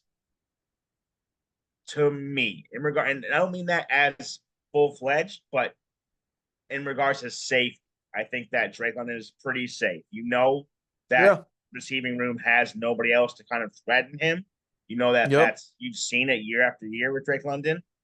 he's pretty safe in regards to that. So And you is know you're McMillan in the getting same out of him. spot? I mean, being picked Mick, as high as he I was, would is I he in would the I same would say spot? McMillan is not in the same spot, but having London gives you the ability to draft McMillan, deploy him as your wide receiver too, and you have to look at what that team did leading up to the season. We traded Thielen away. We saw what we saw. We said McMillan is enough for Bryce to trade away Thielen, Yeah. who It was had a one of his good year favorite last targets. year. Yeah, Yeah. to trade him away. We don't have a strong tight end. We don't really have a pass catching running back that we, as a starter. And Jalen Coker, who's emerging, is hurt. So you have McMillan, you have Xavier Legette, you have Hunter Renfro. Renfro isn't somebody who's going to come in here and be very, very relevant. So you know they're going to force feed McMillan when they get the opportunity to do so. So that's upside right there. Eckler, to me, I think it's despite it being, the Bill Krosky whole saga, Eckler's still going to be a solid flex running. He's older, He's always yes. old. He's always younger than I think he is. He's only Yeah, 30, but I feel like he's like 33 at this point. But he he's feels got a like lot it. of wear and He tear on his feels body. that's the thing. He's been hurt, but he knows this system. He's reliable. He's someone who I wanted actually, but he got taken before that, so I had to kind of Okay. pivot. And Ekbupa or whatever, I don't even know how you say it, but he has a lot of upside too. Chris Godwin won't be full strength at the beginning of the season. He'll play. You have to ramp him up still and look after his injury. He's not going to be the same guy we think as it was last year. Mike Evans is going to be safe. Emeka I think, is to me was one of my sleepers. That's who I liked Yeah. quite a bit. I think he's going to be I, solid. yeah. So as your flex, you're good. Bench wise, you have some of the not best pieces. You have solid pieces. Algier, again, knock on wood. Bijan gets hurt. You have an RB2 off your bench, and you spent nothing on it. Rico Dowdle will be used. I don't think you play him week to week, but he'll be utilized. You don't really know how it works out yet, but we'll see.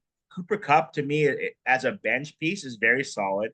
Yeah, not the sexiest player anymore, but he's a guy who can go out there and get 6 grabs. You can rely on him to get you, 8, 10 points, and you feel okay about it if you're in a pinch. Marvin Mims is an upside guy. Adam Thielen is Adam Thielen. He got traded to Minnesota somewhere where he's comfortable. System maybe changed a little bit. Your quarterback changed, but you have Jefferson on your side, the other side of you. You're going to get some sort of looks. You're not going to regress in any sort of way.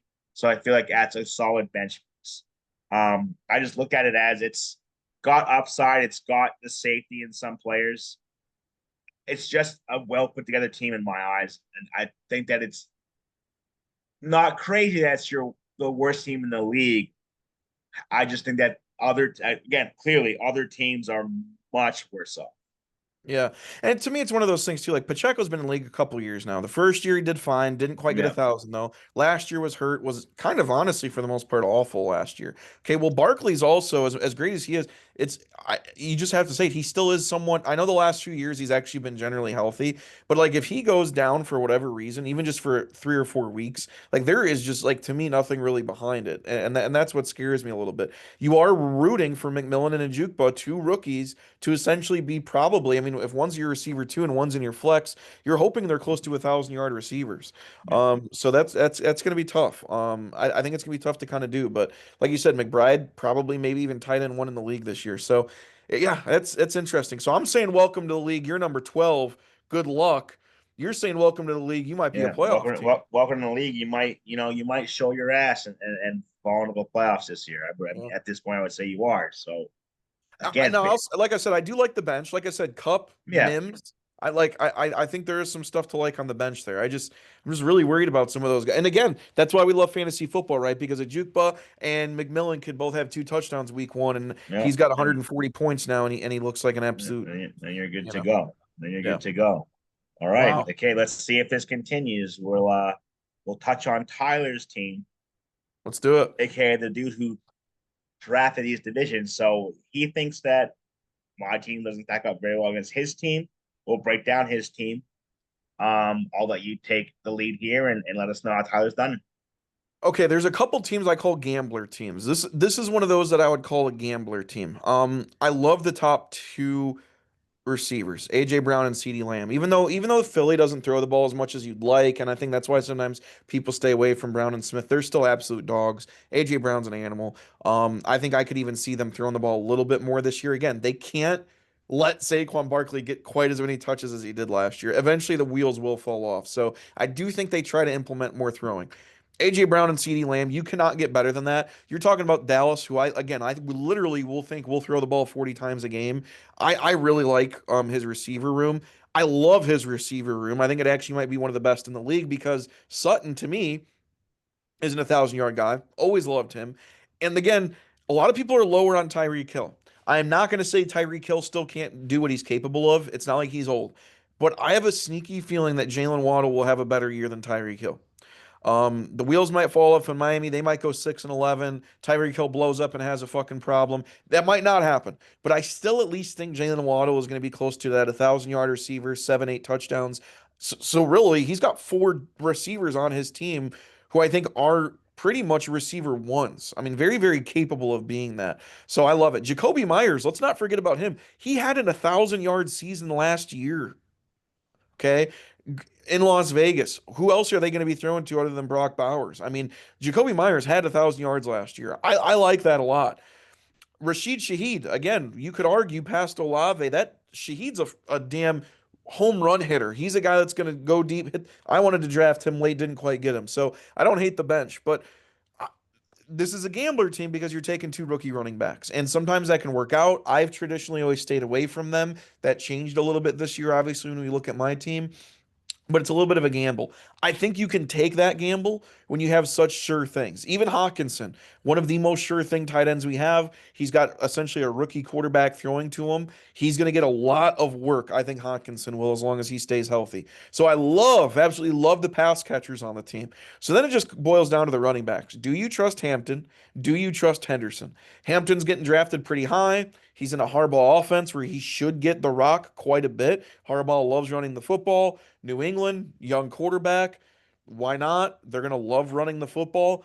I think this team is rounded out and actually balanced kind of perfectly well. My one thing is, I wish he would have drafted. I think he had the opportunity to draft Justin Fields instead of Bo Nix. And this is not me saying I don't think Bo Nix is good. I think Denver's probably a playoff team this year. But around the same round value, I wonder if you could have got Justin Fields and maybe literally taken that next step at that fantasy quarterback position, or at least had the option to. That was the one thing I was like, man, that could have really put this team over the edge. But overall, I'll be honest, I like Tyler's team. All right. And before I get into it, where do you have Tyler sitting? I got a feeling we're way off again, man. I got him 6. Okay, we're not. We're not. Okay. I'm keeping track of kind of where you have guys and where I have guys, and I'm like, okay, I see you have one spot open. I'm like, that could be that spot, and we would be exactly on the same playing field. But I have him at 8, so we're Okay. not far So off we're with Tyler. close. I do like Tyler's team. So to preface it, my 6, 7, 8, 9, 10 teams, probably 6 through 9, are fringe playoff teams in my mind. Right. They Okay. all kind of fall under the same umbrella. So I Umbrella then. don't think that they're substantially better than one another. It's just the way what I like more so about each. So Tyler's team, I think, is a fringe playoff team. I like his team quite a bit. Your receivers set you out pretty well with Brown and CeeDee Lamb. I love Hampton in that offense. I love the fact that we looked at J.K. Dobbins and look at his emergence last year in fantasy. He carried some teams. I mean, mine literally Yeah. in the sleeper for that case. And I mean, you give Harbaugh a younger, more explosive running back in a scheme like that. Mind you, you lost one of your linemen, but even if you can get half the play out of your lineman that you did for Dobbins, Hampton just has the ability to carry this team, even if it has CeeDee Lamb on, right? So that's I think that him and Trayvon Henderson were 2 of the bigger rookie names when it comes to running backs in the fantasy world that aren't Genty. Yeah. And I think that those guys are solid. You'll play them every week.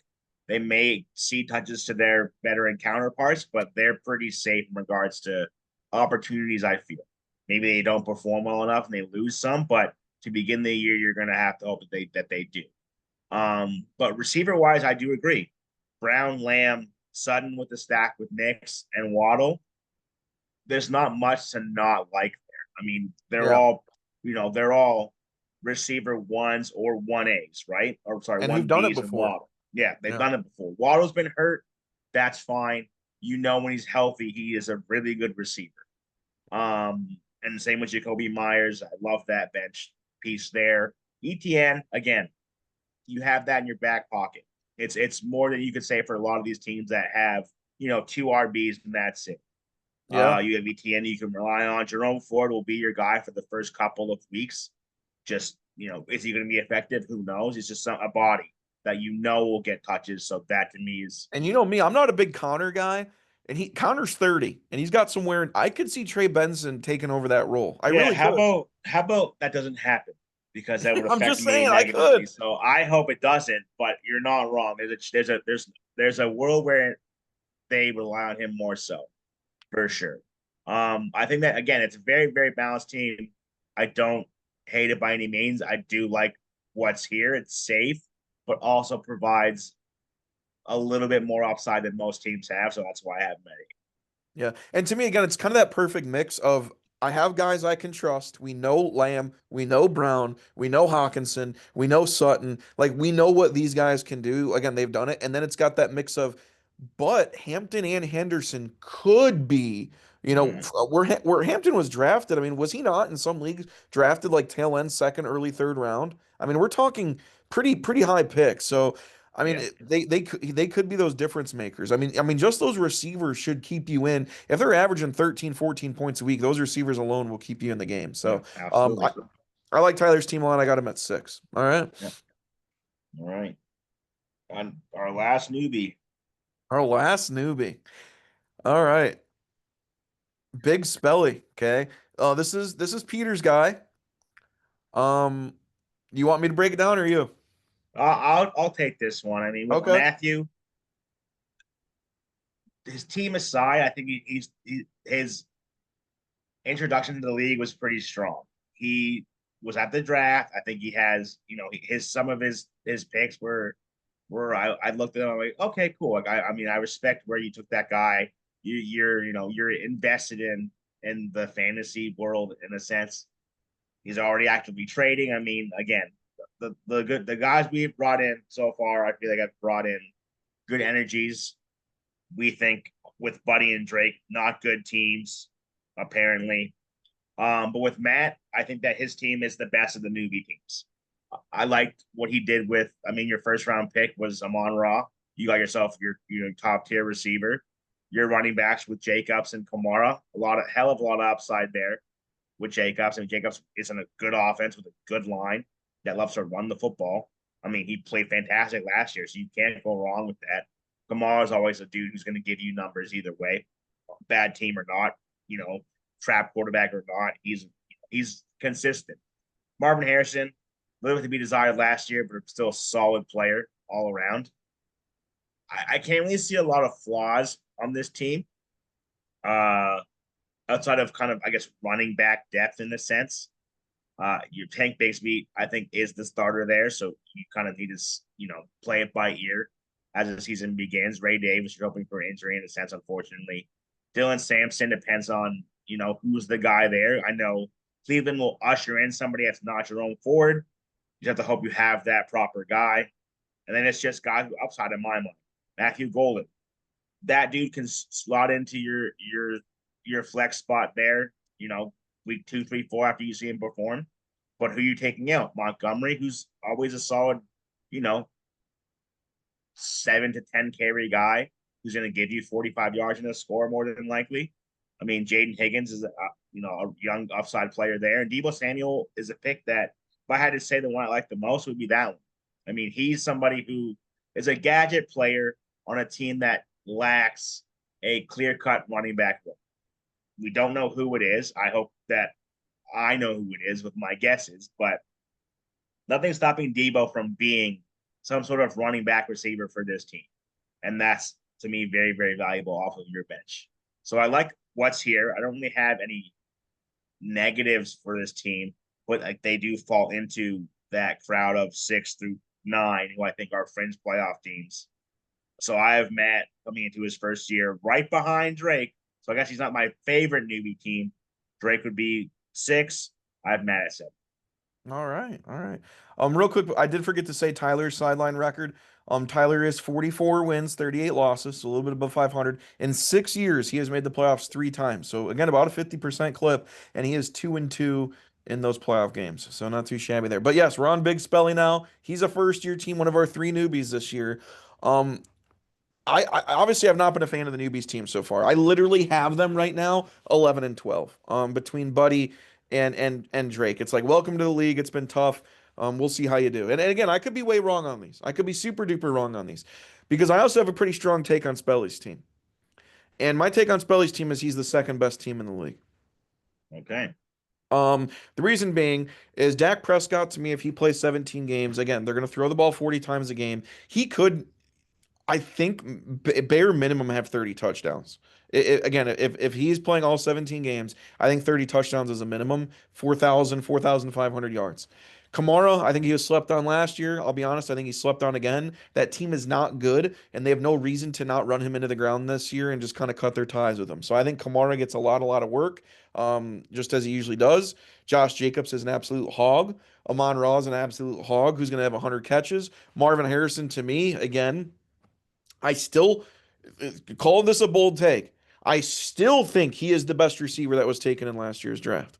I know Brian Thomas had his seasons. I know Malik Neighbors had his seasons. Marvin Harrison is still the best receiver that was in that draft. He might not have the best system. He might not have the best quarterback thrown to him, but this guy is uber talented, and I think we're going to see that more this year. I think his receivers Amon Ra and Marvin Harrison are both 100 grab guys this year. I think they're both obviously 1,000 yard guys this year. Kyle Pitts, I know we've been waiting on him, but I think he's a bare minimum a top 10 tight end. This gets us to the flexes. David Montgomery. Again, I don't love Lions on Lions with Amon Ra and David Montgomery, but I'll let it slide here. Montgomery's been proven to be a very solid guy you can count on week in and week out. And then we get to maybe one of my favorite picks in the draft, George Pickens. Again, you got the Dak Prescott stack. And again, this is probably the sixth time I've said it this show. They're going to throw the ball 40 times a game. George Pickens has never been in an offense like this. We know the talent he has. We know he can be a little crazy, maybe a little of a locker room trouble, and maybe by week 7 when the Cowboys are 2-5, there's issues. There might be. But I think he's going to be pretty damn happy because I think he's going to get thrown the ball a lot. A lot. He had 63 grabs his rookie year for 1,100 yards, or his second year for 1,100 yards. Last year, 60 grabs for 900. I see a world where he is getting 80 to 85 grabs this year. I think the Cowboys will have two 1,000 yard receivers, obviously, him being one of them. I think George Pickens is one of the most underrated players in football based on talent. He just hasn't been able to show it yet because been in the Pittsburgh Steelers offense. I mean, it's going to be a completely different ball game for him this year, I think, in Dallas. I think he takes the pressure off Lamb. Lamb might be getting double teamed. Oh, there's George Pickens making absolutely unreal catches. So overall, top to bottom, I love this team. In fact, this is going to be crazy. The player I think you could say that I'm the most shaky on is Kamara just because of his age. And I still love Kamara because I think in that situation there, he's going to do just fine. So I love this team a lot. Bench wise, you mentioned Golden, you mentioned Debo. Again, two guys that can go out there and still produce. Golden, obviously, kind of that up and comer that a lot of these Packer fans are liking. Unfortunately, Tanks Bigsby, you just mentioned him possibly being the starter there. I don't know what isn't to like about this team. I think it's got a little bit of that possible upside. I think it's got some of that. These guys could take the next step, and I think it's got some of that consistency in Jacobs, in Amon-Ra, St. Brown. Where I mean, this team should be pretty damn good. Yeah, I definitely agree. All right. I'm still a little different though. You got him as a fringe playoff team. I got him at 2. Yeah. You got him where? I got him at 7, so we're still 5 spots off. 5 spots off. Wow. So welcome to the league, Spelly. I like your draft. I like your draft a lot. All right. All right. Last but not least, in regards to teams that aren't us, we're looking at Dana. I'm very curious to see if we feel the same way about this team because I can see what's left on your side. So I'll let you start. Yeah, Dana in the league. He has 72 wins and 64 losses. He has the third most wins in the league. This is where it gets dicey though. He's got the third most wins in the league. He's been in the league every year, and we just got to bring it up again. In 10 years, he has made the playoffs twice. A lot of people have around a 50% playoff percentage, if not a little bit higher. You yourself, we'll get to you in a bit. You've made the playoffs 80% of the time, 8 out of 10 years. But you actually have a less wins, or you actually have more wins than Dana has by two. So you actually do have two more. But in two playoff appearances, he has 3 wins and 2 losses. Dana almost never has a bad team. That's the thing you can count on Dana. The record shows it. He almost never has a bad team.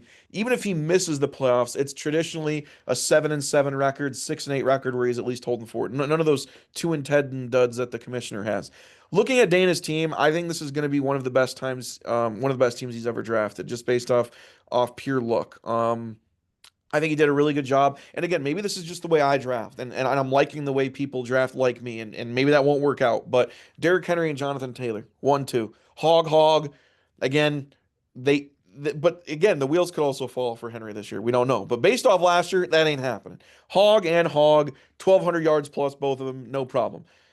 I know I had my reservations on Tyreek Hill. This is the only part of the team that scares me a little bit is the receiver room. McLaurin hasn't been there. Who knows if there's a sophomore type CJ Stroud slump with Jaden Daniels? I sure hope not. The receiver room scares me a little bit, but again, these guys are both capable this year. I'm not talking Devontae Adams being older and Cooper. This year, they both still have the ability of being 1,200 yard, 10 touchdown receivers. Whether they do, it's a question. But McLaurin and Tyreek Hill still very much have that possibility. Baker Mayfield, I think, with that offense, is going to be unreal. I think that was one of the best quarterback takes. He's going to be a top 10 quarterback as long as he stays healthy. He's got everybody to throw to. He's got a running game in Bucky Irving. He's going to be fine. One of my favorite picks is actually going to be Tony Pollard. I've not been a big Tony Pollard fan in the past just because I don't really know if the skill's all the way there. But in that situation, they're going to run the ball a lot with a rookie quarterback. Spears is hurt. They don't really have anyone behind him. Tony Pollard, whether he's good or not, almost in a Najee Harris kind of role to me, is going to get a lot of tick. He might not even average 4 yards per carry, but he might get a lot of touchdowns. He might get a lot of work, take the pressure off the quarterback. And then Zay Flowers, obviously, I think he was close to 1,000 yards last year with Baltimore. Again, Baltimore stack. I don't love that, but I think it's okay in this situation because he's not expecting Flowers to go out there and get 1,200 yards either. He's expecting 8 to 900 being a decent flex. The bench I love a lot. I mean, we're talking possibly having CMC's backup is always something you want to do in any league, whether you think he's going to get hurt or not. So having Brian Robinson, Jerry Jeudy, you might not love the situation, but very capable of 1,000 yards. Dalton Kincaid could be a very big target there. I know Dane's been a Kincaid fan a lot in the past. Jordan Love, hell, he could swap Baker and him out week to week based on matchups. So overall, I don't think it's one of the best benches. I don't think it's one of the worst though. When you have Robinson and Judy, those are two guys you could throw in there right now and almost get some value out of them. I love this team. Again, when you started off with two hogs like that, it's great. And then you have two receivers that could get double digit touchdowns and 1,000 yards. It's great. Overall, I don't really see a big weakness here. Your thoughts? All right. I mean, we can make it easy. I'm going to agree with what was said here. I don't need to sit here and revamp it. I think that everything is pretty spot on there. It's one of my favorite teams as well. So I'm curious as to where you have him ranked. I got him. I got him number uno. I got him number one. Okay. Our first and probably, I guess, only thing we're on the same page for is Dana being number one. He's the number one team as well. Okay, interesting. Yeah. Yeah. I mean, overall, I just think like, yeah. I mean, unless Derrick Henry and Jonathan, and again, we've maybe seen some wear and tear on Jonathan Taylor. It might be there, but is there any bit of you that actually says like he did drop too low? Like, why wasn't Jonathan Taylor a first round pick? No. I mean, because even for me, for you, we had the ability to take him over who we took. Yeah, So my second round pick wasn't JT. Yours wasn't JT either. So there's something that we don't like about him to let him go to Dana at that. yeah, My thing, like, my thing with that team is just he's going to be okay. The line's going to be okay. He's been hurt in the past. That's what's burned me before. yeah. I just don't know how good of an offense this is going to be full fledged. And if they get behind in games, is JT going to be involved in the pass catching Sure. And he's as the usually back? not. And I think that's the difference. And this might be crazy to say. This is where I kind of bring up that CMC thing earlier. Jonathan Taylor's coming off 1,400 yards and 11 touchdowns. I mean, it's not like he's coming off 900 yards and he's, a little bit.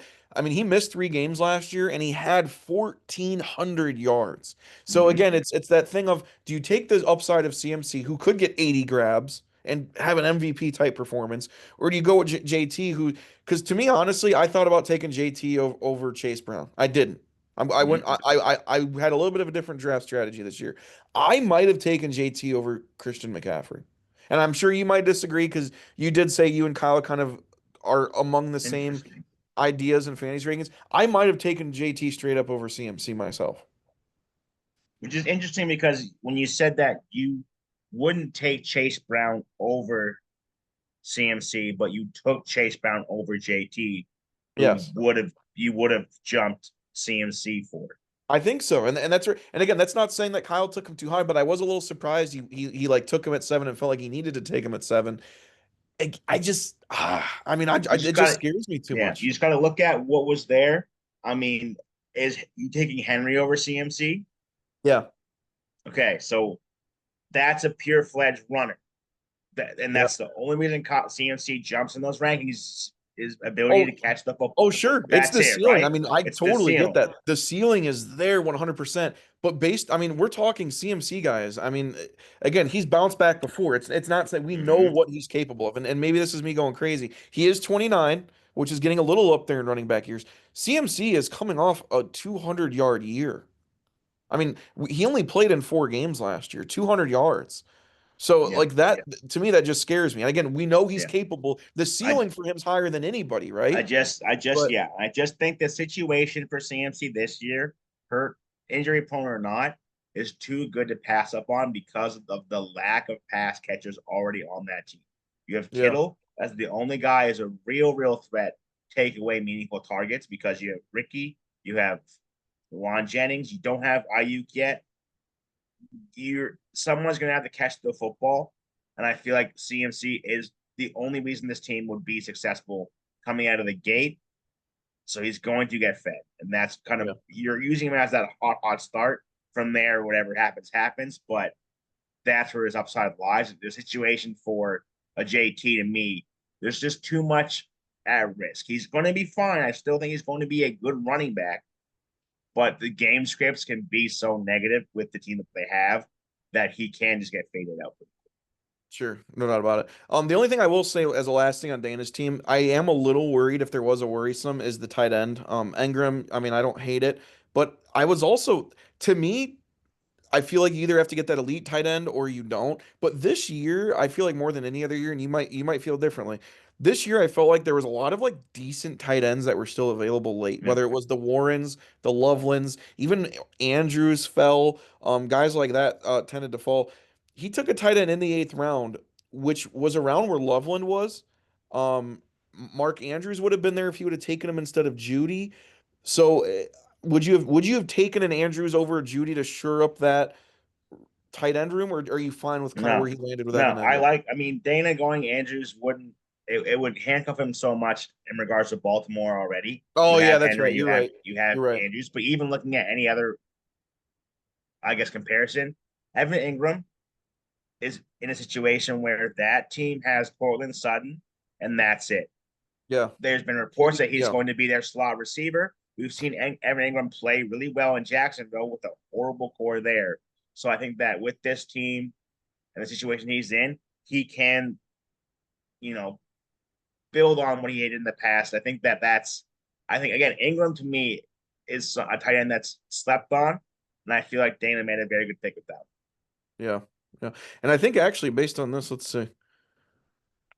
Yeah. Yeah. So no, I like the situation too. I just wonder like even like a Kyle Pitts or something like that. I don't know. We'll see. We'll see. But obviously I Yeah. got him as my number one team. We're we're Yeah. we're Yeah. we're picking series here. We're happy with it here. So Yeah. that, you know, that leaves you and I. Yeah. So we'll go with me. I'm here. I'm next. All right. I'll let you, break it down, and I'll kind of just throw in my 2 cents as to, why I did what I did, where things went my way, where they didn't, real quick, and it's all she All right. wrote for that one. Got the boy. Okay, we got Krim. You are also been here every year. All year entering your 11th year in the league. You are 74 wins and 62 losses. You have a record tied for a record 8 playoff appearances. Now, Kyle's done it 8 times in a row, but it is technically the most playoff appearances in the league. You've made the playoffs 80% of the time. It is almost a shoo-in that you make the playoffs every year. Only twice have you not made it. In the playoffs, you have 5 wins and 8 losses. You've gotten there, you've gotten almost to the promised land, but you've not been able to quite bring that championship home. Does that change this year? Okay.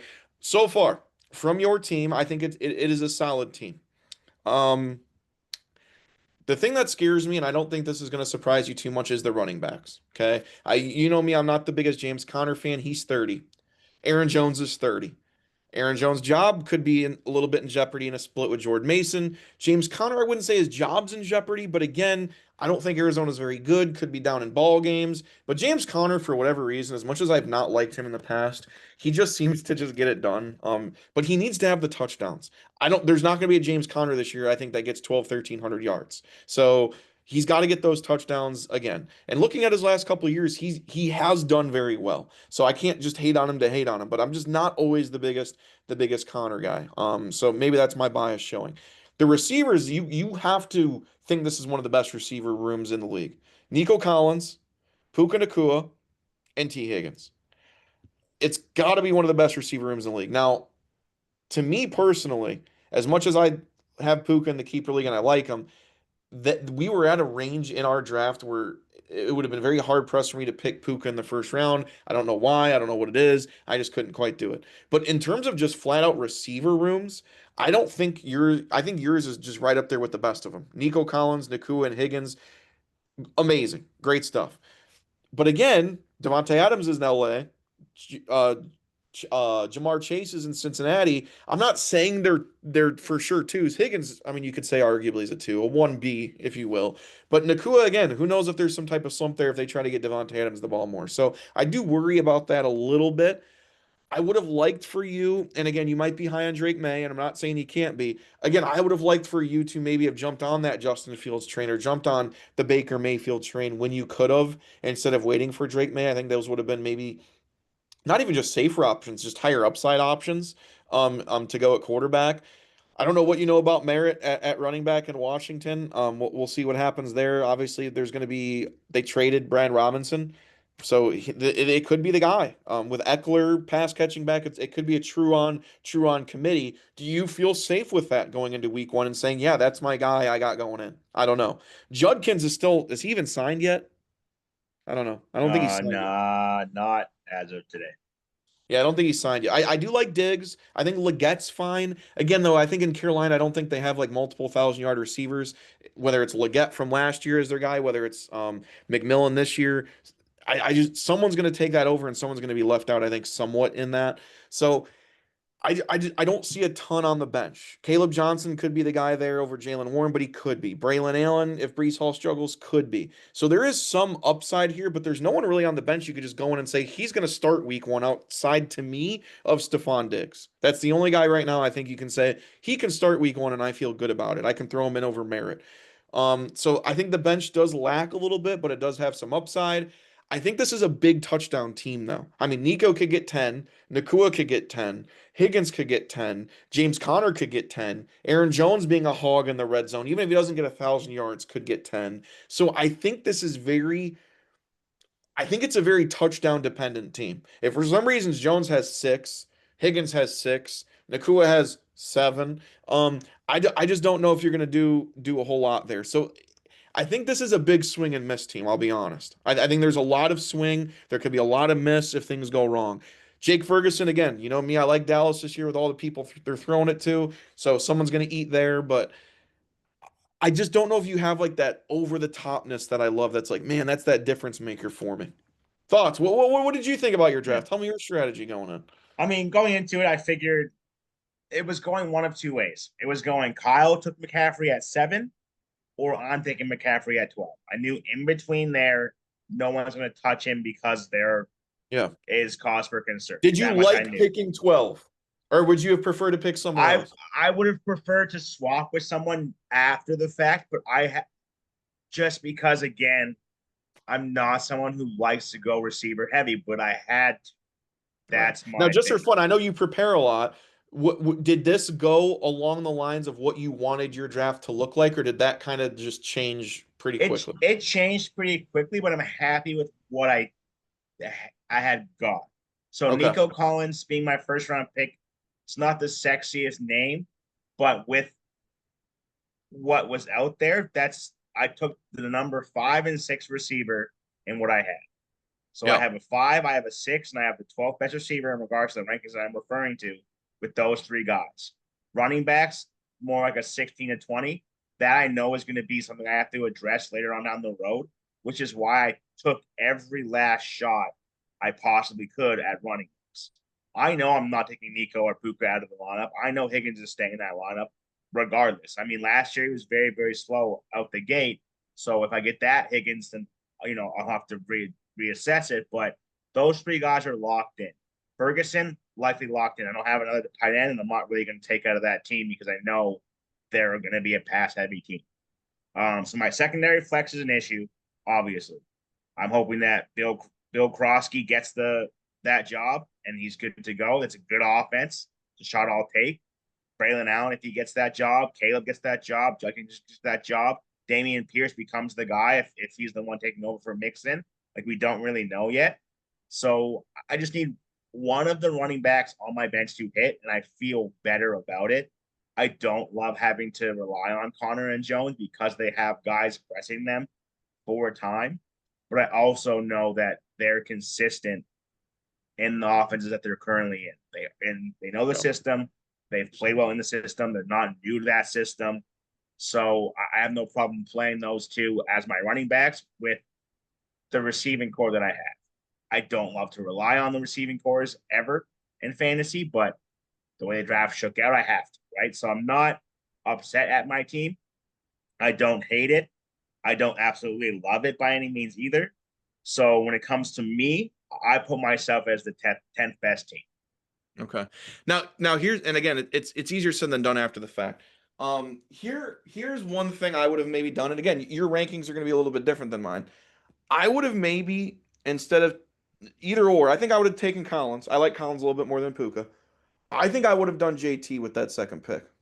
Now maybe you like Chase Brown more. Yeah, Maybe I maybe to me that's where we differ. JT to me is not that there it was considered. I'm like I know I can get a receiver and running back. yeah. I just Because know to me, that like honestly, you could have Nico and T. Higgins as your 1 and 2, which to me is still very awesome. yeah And then you could have Stephon Diggs thrown in as your flex, which again, he's the one there, right? yeah Um, so and then you would have, and that's not even saying you still couldn't have drafted Aaron Jones or James Conner when you did, but I think your team would look a little better with JT instead of like a Puka. yeah, which is fair. I just to me coming off of their last year's Puka was more of Sure. an upside pick just because Sure. again they just And I we think are half point yeah PPR, you know? yeah that's the thing. That's the only thing that swayed me between JT and Puka was the half point PPR. JT doesn't really catch the ball. Yes, it's a more reliable running back for sure. But I figured I like a lot of guys later on. I'll take a bunch of swings at these guys. Hope one of them goes over the fence. Now, worst case scenario, like I said, I mean, I think there was one other team I mentioned had a really good receiver room. Would have to go back and for sure look at what team it was, but it was either that team or your team. I mean, has to be the best receivers in the league. I mean, I mean, there's no doubt about it. I mean, how couldn't it be when you went them early and often? So I think there's upside there, especially the fact that all 3 could be 100 catch guys too. Um, it's just interesting. We'll see what happens. I have you right now, kind of right on the fringe area that you had a lot of the teams. I got you as eighth.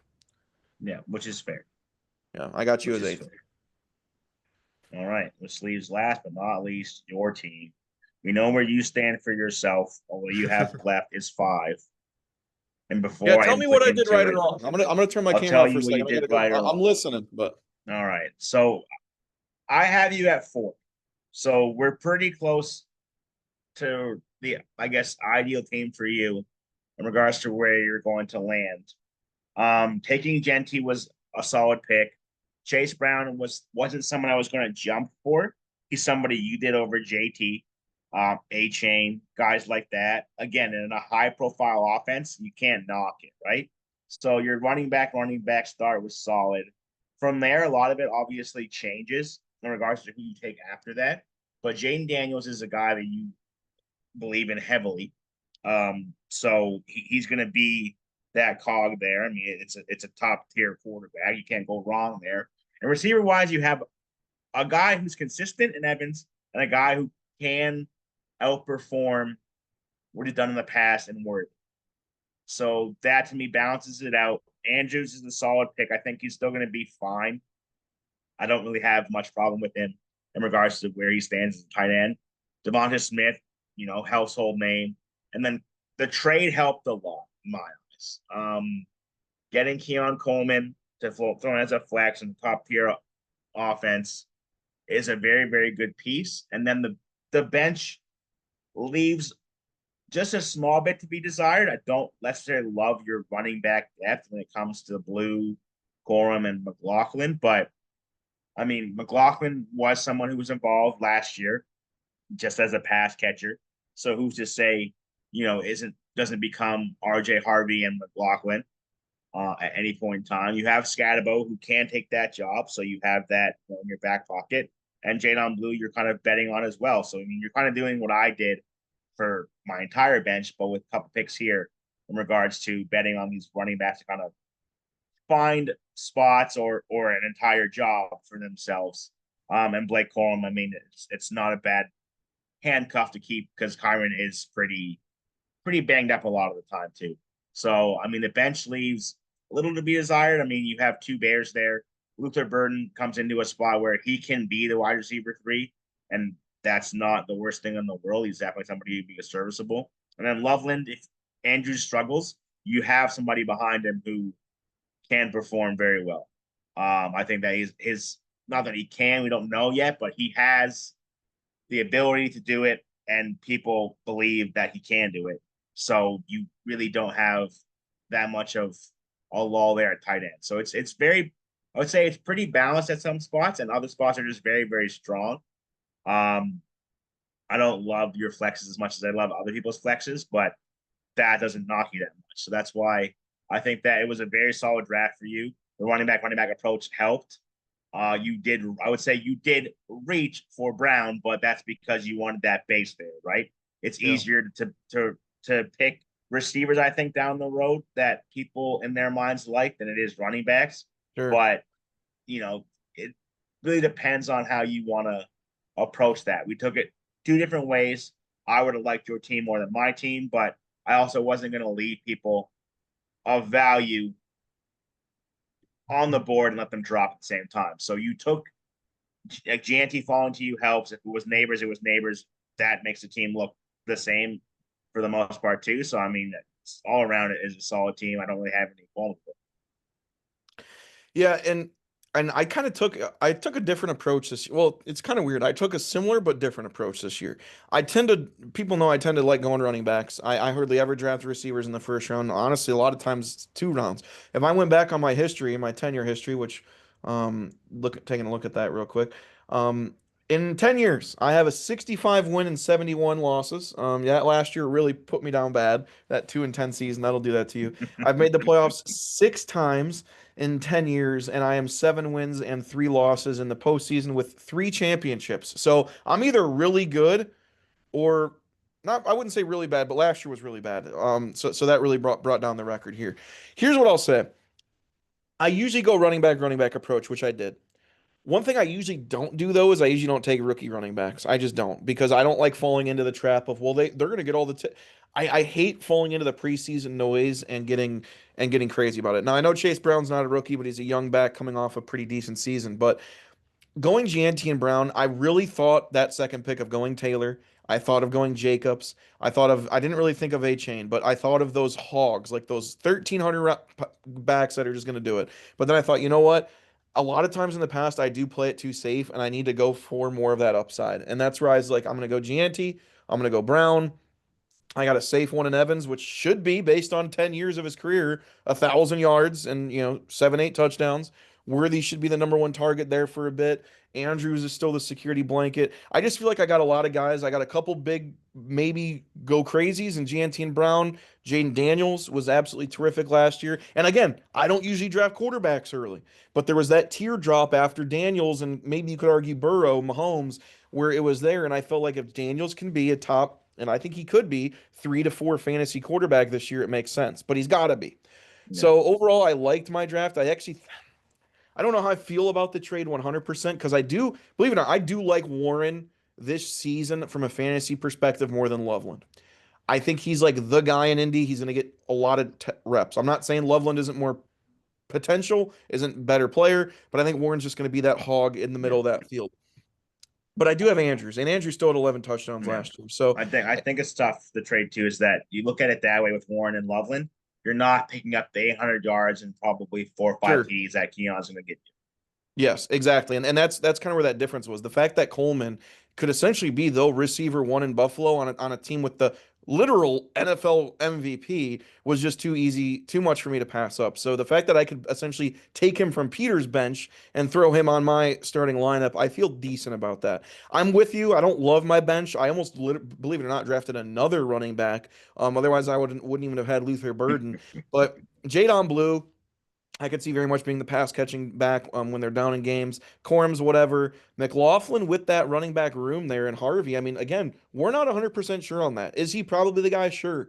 Could they go hot hand if things work a certain way? I think they could. So again, I took a lot of gambles. Scatabo, again, similar situation, kind of a gamble. So I think you could argue I actually have one of the worst benches in the league, but it also has a couple guys on there that could all of a sudden become regular everyday starters. So you. Yeah, kind of what I said about Tyler's team being a gamble. This team's a gamble, but I think it has enough safe picks where I should stay in games. yeah. I would agree. That's why I put you at the four there. I mean, the lineup itself is solid enough to where it's a good team. It leaves a little bit to be desired on the bench, and I feel like after you made that trade, those are guys you're going to rely on as opposed to having that flexibility to make a secondary trade. But again, Yeah. that's just how they look before week one. We all Yeah. know week one dudes, they change. Someone has a bad game, their value plummets. Someone has a good game, their value rises like no other. So you can't really sit there and say you don't have many trade pieces, and I wouldn't be concerned about that at this point in time. But just a lot of consistency outside of obviously GNT. So I feel like you can feel very comfortable about your team. And it would have been really interesting too, because again, if Neighbors would have fallen in one more spot, I would have taken Neighbors. Would you have taken GNT at all? Yeah, I would have taken GNT and I would have taken Okay. Nico at that point. That was one of the things I wondered. I wondered if you would have taken GNT at that point because I would have taken Neighbors, and at that point, my team probably would have been either Neighbors and Brown or Neighbors and Taylor, something along those lines. So it would have been interesting to see how that would have differed a little bit. But um, yeah. So overall, I like my team. I think it's got some ceiling, but I also think it's got some safe picks there too. So Yeah, I me, that's I got that's what mine you at need. the last spot. Yeah, I got mine at number 5. Yeah, Yeah, I so got I we're got. we're very we were pretty close on two whole teams. I know. I know. How about that? All right, then Yeah, let's break it down then. We're going to break it down from 12 to 1, and then we're going to say our 3 playoff teams on each side. Okay, I will start. At 12, I have newcomer Drake from yeah. Division 12. 2. I have newcomer Buddy on Division One. At 11, right back to you. I got Buddy at 11 in Division 1. Yeah, I have Peter in Division One. I have Kyle in Division 1 at number 10. I have myself in Division Two, number 10. I have Jordan, not you, but Detroit Jordan at number 9 in Division 1. I have Chad at number 9 in Division One. And then I have the other Jordan, you, Crimmy, at number 8 in Division 2. That would be Tyler for me in Division One. I have Dave right in the middle here, pretty much, in Division 1 at number 7. I have your pony boy here at number 7 at Matt in Division Two. At 6, I have Tyler. Thanks for letting us Zoom today, buddy. At Division 2. Yeah, I have Drake here sitting there at 6 in Division Two, so he's my best newcomer. At 5, I have myself in Division 2. I have Kyle in Division One at 5. Peter at 4 in Division 1. Yeah, I have you at 4 in Division Two. I have Chad at 3 in Division 1. That would be Dave, aka I'm always negative about everyone's teams, at 3 in Division One. Look at that. I'm sure he'll love that. 2, I got the new boy, the highest newbie in the group by far. At number 2, loved his draft. In Division 2, I got Spelly at the second spot. Yeah, I've got your number 9 team. I'm in my number 2 spot with Jordan at a Division One. Jordan sticking together. And number one, this is one of the few we did agree on, which is to me wildly interesting because we are 4 or 5 different on some of these teams, Yeah. which would make you think I we're very. I But number think one, that it's number one for this individual can also be a problem. yeah, yeah. I mean, we got to see him get it done. I mean, is this a curse? Is being named number? I remember the one year me and you both had, I think, Tyler number one, and it went bad for him. Yeah, it So went we might not poorly. know what we're talking about, but right now we both do have Dane at number one, which means in Division Two, my 3 playoff teams, just based off power rankings, would be Dana, Spelly, and myself. And in Division One, it would be Chad, Peter, and Dave. So Division Two is much different. Division One for me, I should try. Division One is much different. Division Two for me would be Dana, you, Drake, and then Okay. Division One for me would be Jordan, Dave, and Kyle. All right. All right. How about that? Yeah. So obviously we I got them all written. I got mine written down. He's got his written down. So it'll be kind of interesting to keep track of this throughout the year, especially with how different we are in some of these guys. I do remember one year we were almost the same. I think last year, if I'm not mistaken, we were the exact same on one division, and then we were the exact opposite on another, if I'm not mistaken. So last year was about a 50-50 split. This is almost like 80% for the most part different. I think we have like 2 teams that are around the same range here overall. Is there any real quick before I some fun facts? My 2 best teams are in the same division. And then we have 4 out of the top 8 teams I have, and well, I guess that would be 4 and 4 there. But 2 of the worst teams are in the same division. Kyle and Buddy at 10 and 11, I got in Division One. 3 out of the worst 4 are in the same division, Division One. Do you think it's pretty parity, or do you think one division is better? We always have these division battles. What division's better than the other? Oh Yeah, no, I'm in a shitty division. Do you think there is a better division than the other? yeah. Just breakdown of what I like out of a team. I think Division Two, Tyler's division, is a better division. Also ranking wise, from 8 to 12, I have 4 Division 1 teams. So that leaves 2 other Division 2 teams that rank between Yeah. 1 and 7. So, I mean, someone's got to make the playoffs, obviously. Again, this is again just initial reactions, but I do think that Division 2 is it just has better teams that I would construct. Yeah, and I think you and Dave in my power rankings are pretty interchangeable at 7 or 8. I have you at 8, I have Dave at 7, but let's just pretend and switch them real quick. If Dave was 8, I would have Division 2 teams 8 through 12 at 8, 9, 10, and 11. So we're talking literally 4 out of the 5. To me, 4 out of the 5 almost worst teams are in Yeah, the same division. And again, that could be wildly wrong. We'll see. yeah. Um, that for us probably that 5 through 9, 10 range could be an absolute crapshoot. So we'll see right there. Last predictions. NFL MVP. Who you got? Bryce, that's Yeah. tough. It's usually a quarterback. I just have a feeling, for whatever reason, it'll be Lamar again. Okay. I'm gonna go Josh I, Allen again. I yeah, think he's gonna win that I division by a think lot. it'll be Lamar again. Josh Allen close second, just because again, his receiver room looks like crap. They're not bad Right. receivers by any means, but I just think that Lamar is the man to be at that point. He just does it all. Yeah. Now, real quick before we do finish up, remember for anyone that's newer, just a refresher, it is the top 3 teams from each division that make it at the end of the year. The tiebreaker, if you are tied with a record, is head to head. If you've only played that team once, then that works out fine. If you played that team twice and that is split, it does go 2 points scored. Sometimes you will notice at the end of the year when when the website starts putting the playoff bracket together, it will not be correct. The website itself does not do 3 and 3. It is something I have to do on my own. So don't think you might be in the playoffs when you are not. It is the top 3 teams from each division. And we don't really have any league rules per se, would you say, Krim? But one thing to keep in mind is when you are mathematically eliminated from the playoffs, you are not allowed to trade. That is really the only big kind of league rule that we have here. Other than that, it's a pretty standard 12-team redraft keeper league and or not keeper, just standard redraft snake league, and it's a fun time. I'm excited. We got some new blood in here, and it'll be interesting, I think, as the year goes on, Krim, to see the differences in trading. If they trade, how much they trade, how do they improve their team? Because we got rid of a guy that didn't really trade at all. We got rid of a couple champions. New blood in this league is gonna inject something into it. What do you think? Yeah, I think that I mean it's a good sign that they're already active. It's a good sign that they paid their league fees, I'm assuming. Yeah, yeah. Um, Most so of us have. That's good. that's obviously off to a good start, but it's just interesting to see obviously how people's views change over time with the guys who are already here, and to see how the newbies come in and operate. I mean, are we going to get someone who trades like Kyle and tries to give you scraps for your studs? We're going to get someone who is more level headed, someone who tries to get your studs for their scraps. Like it's very different working with these people. So I'm obviously interested in the season. I'm excited for everything to kind of play out, but interested in seeing how these guys kind of work in as well. I don't think Yeah, anyone's going to be not a fit by any means. That's kind of not what I'd be getting at, but just to have right. them find their places, and hopefully be here for quite some time because it's a very fun league. It's a very good group. Um, and yeah, it's a good place to be if you love fantasy football. That's for sure.